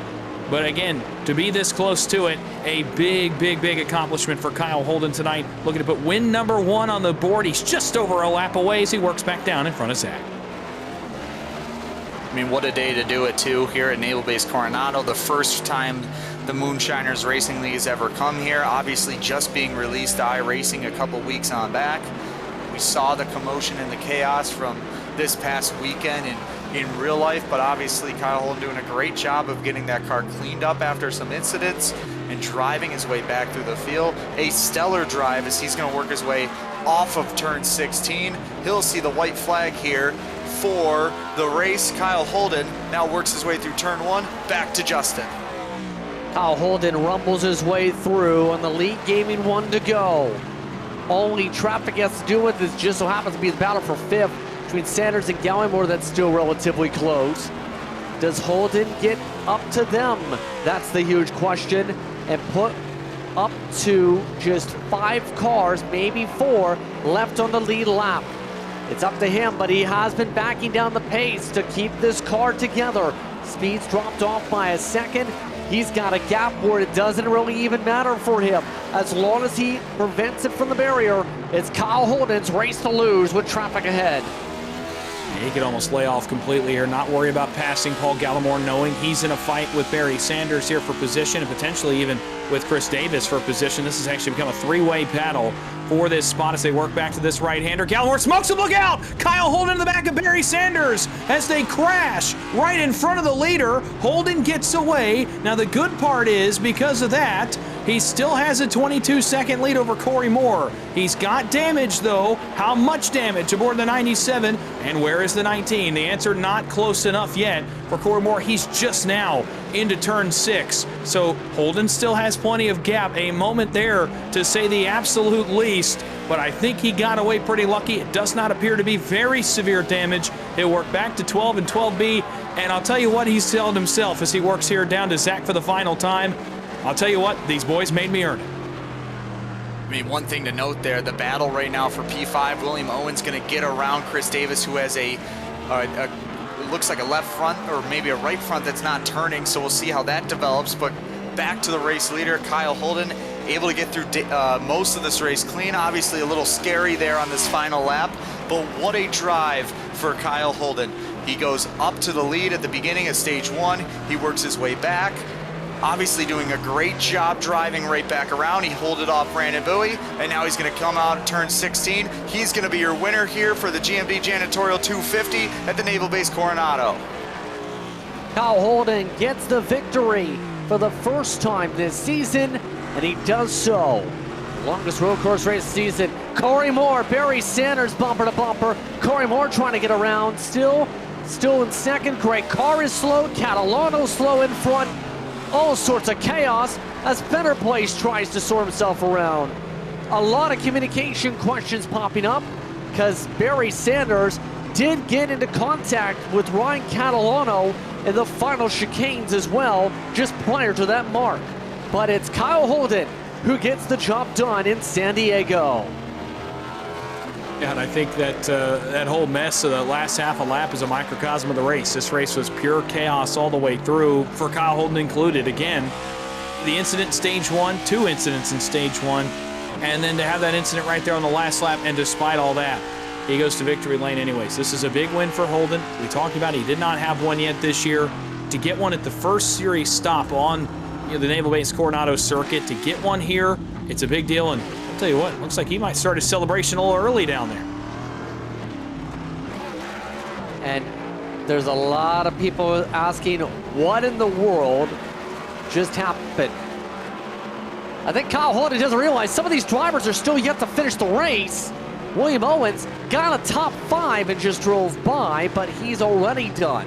Drivers like Coffey, Rio, Medina have yet to even take the checker flag. And some of those drivers, Zach, are recovery drives. Coffey got to 9th. I think that's the most important thing. We haven't really talked about some of these cars that were able to work their way back into the picture. Obviously a P9 finish there for Alex Coffey. Ryan Catalano, a P7 finish after that contact. I'm trying to go back to find the replay there. It looks like some heavy damage on Barry Sanders maybe. The contact coming in 14 that slid into 15. So some cars involved with contact there. That'll be important to watch maybe a little later on in the show, but obviously back to the man on a mission tonight. That was Kyle Holden, continuing to burn it down. He works his way by me. A great job from that 97 car all night. And I mean, I think the biggest thing is why not get some momentum now? You're going to another road course next week in Sonoma. Obviously, everyone knows that track a little more familiar than this track, but for Kyle Holden, what a start to your summer, right? Why not kick it off with a good win here at the Naval Base and put it to good use next week, maybe at Sonoma? Absolutely. Let's take a look at your unaffected race results. It's worth noting that because Kyle Holden started his burnouts after taking the checker flag, he technically crossed the 17 incident mark, but the sim did not give him a black flag, it appears. Holden over Corey Moore and Brandon Feder place, followed by Paul Gallimore, who is 2 minutes and 18 seconds back. William Owens finished a lap down ahead of Chris Davis today. Davis had several slides early. William Owens, only major incidents of the day, and his cleanest race of the year came at the end. Ryan Catalano had some roller coaster moments, but tonight survives to 7th. But Barry Sanders, he ended up having a chance for the top 5. Instead, it's 8th. Alex Coffey recovers from his big crash to get to 9th. And Nigel Christensen survives this race, 2 laps down in 10th. Yeah, big deal for Christensen again after the run at Pocono a couple weeks ago. Another big driver we really didn't talk much about in that last stage, a guy who had multiple problems tonight. Kenny Reel recovers to finish 11th, and that's a big effort for a guy down around the cut line on a night when a lot of those guys had tough evenings, to say the least. Jose Medina, 12th, one of his best efforts of the year. Same with Blake Hawshield in 13th, and Trevor Osbornoff unofficially scored in 14th. It's 15th for Matt Cox. Some issues earlier on pit road. It falls apart for him late. Brandon Bowie in 16th, same thing, led 35-plus laps and has it fall apart for him late as well. Nico Garcia, Mark Sanchez, Greg Carr all have issues at some point in this race, 17th, 18th, and 19th, and Sean Rogers finishes 20th. 21st goes to Chris Cornett. Matt Metler, 22nd amongst the DNF list. Caden Orfrain, 23rd. Nick King, Lane Wilson, 1-0 hits along with Timothy Harper. We also had Johnny Shade and Jim Treat also take some heavy licks in this one. So we'll talk to the bottom of the running we heard tonight from Naval Base Coronado. Let's take a quick break. When we come back, we'll start post-race coverage. You're watching the GMD Janitorial 250 at the Moonshiners Racing League here from San Diego.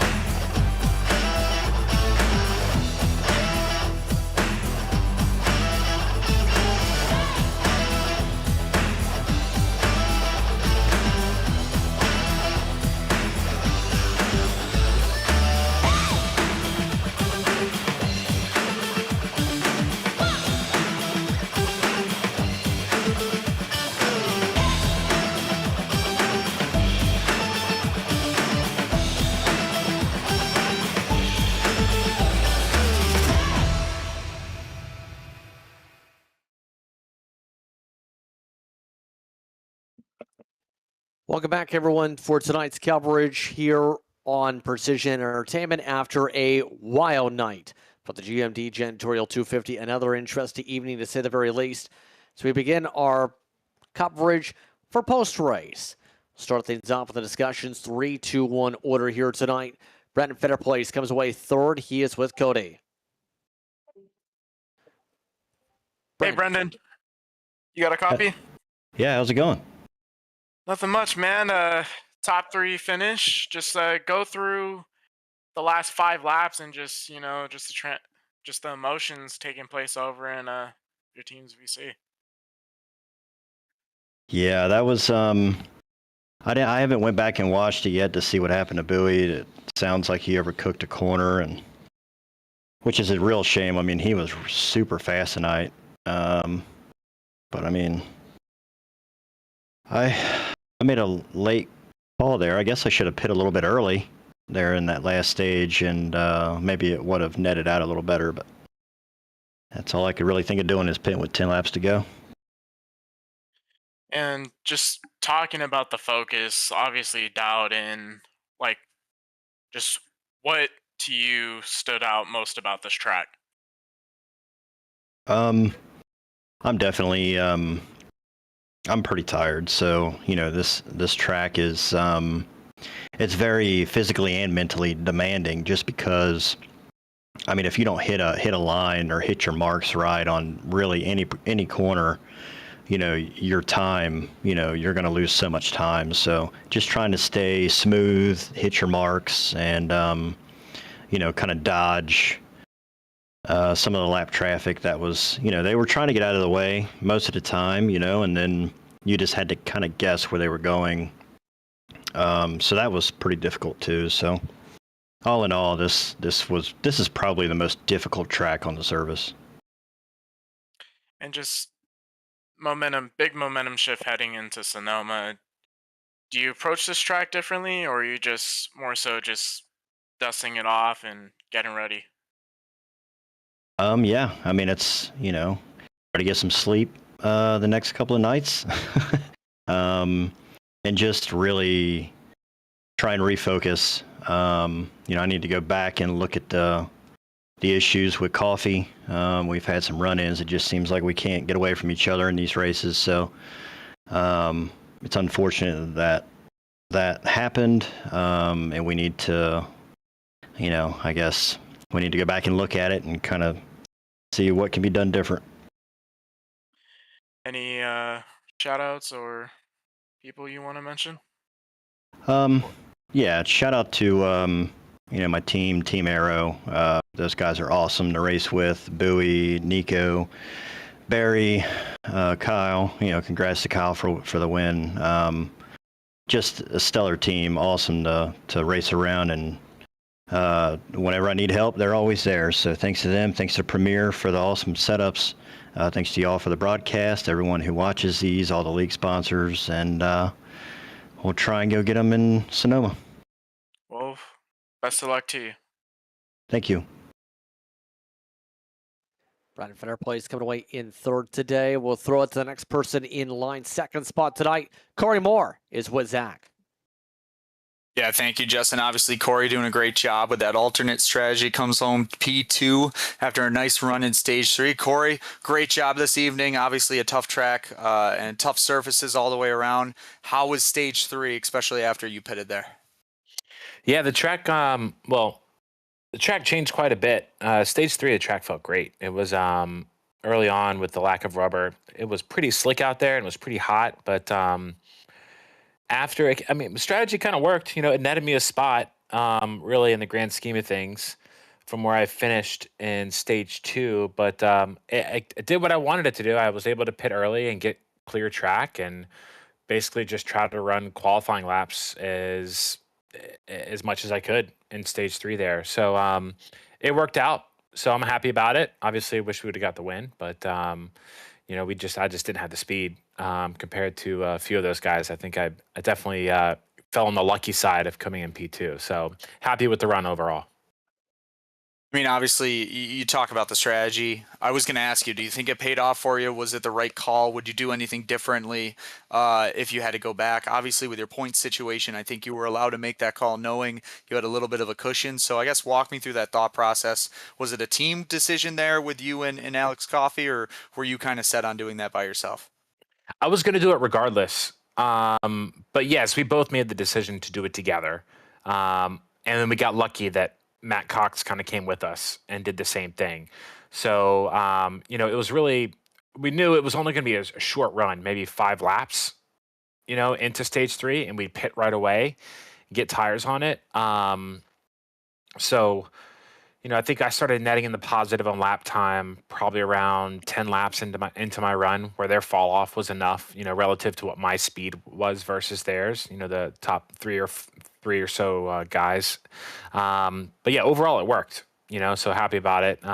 Wasn't sure coming in. Wasn't sure how we were going to fire off, but we got a good restart there at the beginning of stage 3. Was able to build a little bit of a gap and only lose, I think, a spot before I pitted. So I think if I was a little bit faster coming back, I think if I just had more speed overall around the track, it would have been really close.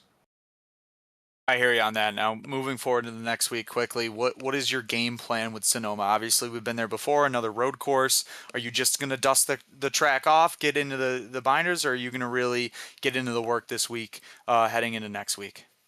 Yeah, road courses are I'm typically not terrible at road courses. Sonoma, for whatever reason, has my number. I've never been too good at it. Just something about being able to get the tires to hook up where they need to, and the throttle control over some of those quick elevation changes. I've just never been super comfortable around there, so it'll be another week of me putting in a ton of laps. I put in a ton of laps here at San Diego, obviously, with it being a new track. But yeah, going into Sonoma, I know the track already. I've just got to hammer some laps out and try to get better at it than I have been in the past. I think I was like mid-pack last year. I didn't run really well. So, but we're going to do better this time around next week. Anyone you want to thank tonight? Yeah, thank you guys for putting on the broadcast. Precision Entertainment, as always, I think is the best in the business when it comes to broadcasting for iRacing leagues. Thank you to all my DIG teammates. We put in a ton of work over the last week at this track, helping everybody kind of getting to learn the place and how to be fast around here.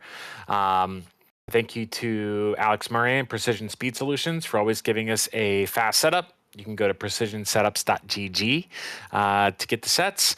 Thanks to Barry and all the participants for making this league what it is. I think it's one of the best leagues on iRacing, and the talent across the field and kind of how everybody runs, for the most part, close on ovals. It's fun. It makes it competitive. And thanks to friends and family for watching at home, and to Pay RVA.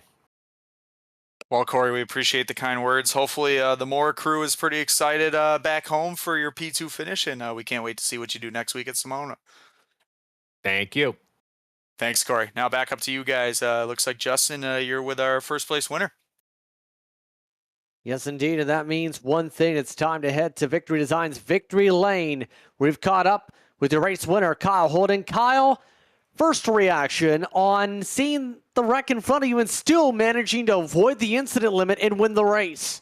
Yeah, I didn't even know I was close to the incident limit there, and I saw Paul go right and kind of make it through, but I was like, I'm not going slow enough to be able to make that turn to the right there, so I was hoping that I would come to a stop, and I almost did and kind of hit them, but then at the end, I was like, I need to get through you guys. I'm just pushing through you. I don't care if I give you damage. Just need to push through, and luckily we didn't lose too much time there and didn't have to battle it for the win there, but that was pretty crazy at the end. I wasn't expecting that to happen. I mean, we will say, with the way Stage 1 went, I don't think many people expected this to be how Stage 3 ended. What was kind of your game plan to recover from a disastrous Stage 1 where you spun at least twice? Yeah, that was that was like lost all hopes and dreams there for a moment. We went too deep into the corner on the first one, paying attention to the car spinning to the left of us, making sure they didn't come across track, and just hit part of the bump and it just started looping around. So I just gassed it and tried to make sure like hit the sidewall just perfectly, but that did not happen. And then the second one, we were just going down into the Red Bull corner, and then I was heavy on the brakes because I was good at doing that. And the guys in front of me were just slowing up way more than I was expecting them to, and ended up looping the car. But we ended up with, I think, 5 minutes and 20 seconds of damage. So the first caution, we tried to get all of it as much as prepared as possibly could. And after that, it didn't feel too bad. So we were able to kind of make up some spots, but there was no way we were going to make it up to P1. So we still had I think a minute of damage when we came down the second time. Got that all repaired. Luckily, we got to start in front of all the lap down cars this time and not have to work through them. And then just kind of felt my own pace, and then decided to pit a little bit early than I was hoping to. I was going to stay out to probably lap 18 or so to go, but came down a little bit early because I saw I was catching buoy, and I didn't want to deal with having to race them. So came down a little bit early, and those 2 out laps I think are what really put me in front of them because I was flying on those laps. But other than that, that's kind of I think what put me in the lead, and just kind of being consistent to the end there. I'm not really sure what happened to buoy at the end. But overall, I think it was a great race. That being said, we get to go left and right again here at California in a week's time. Sonoma is a track that's been solid for you. What's been the approach so far to get ready for that race? So you try and go 2 for 2 now on the road course in California. Yeah, I'm going to try, but Sonoma's not one of my best road courses, so we're going to probably put some practice in this weekend. But we put a lot of time into the San Diego track because we really do like these pop-up street courses that NASCAR's doing lately. So we put a lot of time into this, maybe not so much time into Sonoma, but we're gonna try and make it for next week to get a win too. Any shout you'd like to give here tonight? Huge shout out to SimRat Market. Always head over there to get any of your template needs for painting here in iRacing. Huge shout out to GMD for sponsoring the league. Huge shout out to all the sponsors. I don't know them off top of my head. Huge thank you to Barry for putting on this league, and huge thanks for everyone showing up. I know these road courses are not the most fun thing to do, but definitely fun for us fast guys. Congratulations on the victory here tonight. A trip to Victory Designs Victory Lane for you. Appreciate it. Kyle Holden gets the job done here tonight. Like, thank him and the rest of the top 3 for speaking to us during post-race coverage here on Precision. Now, as mentioned, the next race we are going to be racing at Sonoma Raceway. A trip to California again. This time it's for Canada Day. You have start time for broadcast coverage when we go to the track. Sometimes call it a Sears Point, and a lot of different names for the years. Sonoma, though, ready to host to start the July stretch.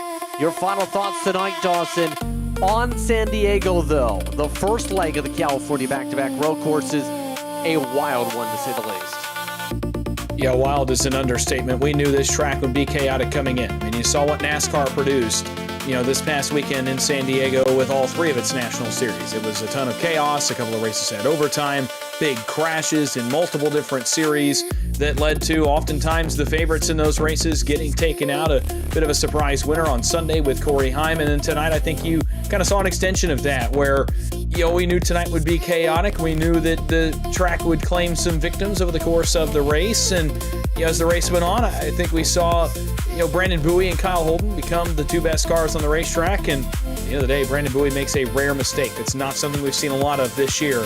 And Kyle Holden takes advantage. It's a big win for Kyle Holden. It's obviously a big moment for him. First win of the season is always the toughest one to get. To get it at a track like this, I think, is even more rewarding. But how about the big runs throughout the field? Paul Gallimore, P4. He needed that bad. You could argue Corey Moore needed that second place. William Owens, 5th, his 4th top 5 of the year. Chris Davis, 6th, gets to finish one off. Same with Ryan Catalano. Barry Sanders at top 10. Coffey's recovery. Christensen. So many great runs tonight inside of the chaos of guys coming out with big points nights, whether it's the top 4 in points or whether it's guys around the cut line or whether it's guys trying to make a lifeline of their season. A big race for so many, and a chance next week to do it again. Sonoma, just as tough a road course, you could argue, just as technical, some elevation changes. It'll be a lot of fun. It's one of my favorite places that we go. It's going to be an interesting time next time out, but it's just about time to say goodnight for tonight's coverage. for everyone at the crew, for my co-announcer Dawson Wise, for our pit reporter this evening, Cody Banta, for our third in the booth / on the corners is Zach Case. DJ Lyon was our producer using cameras brought with our sim cams here this evening, here for the GMD Janitorial 250.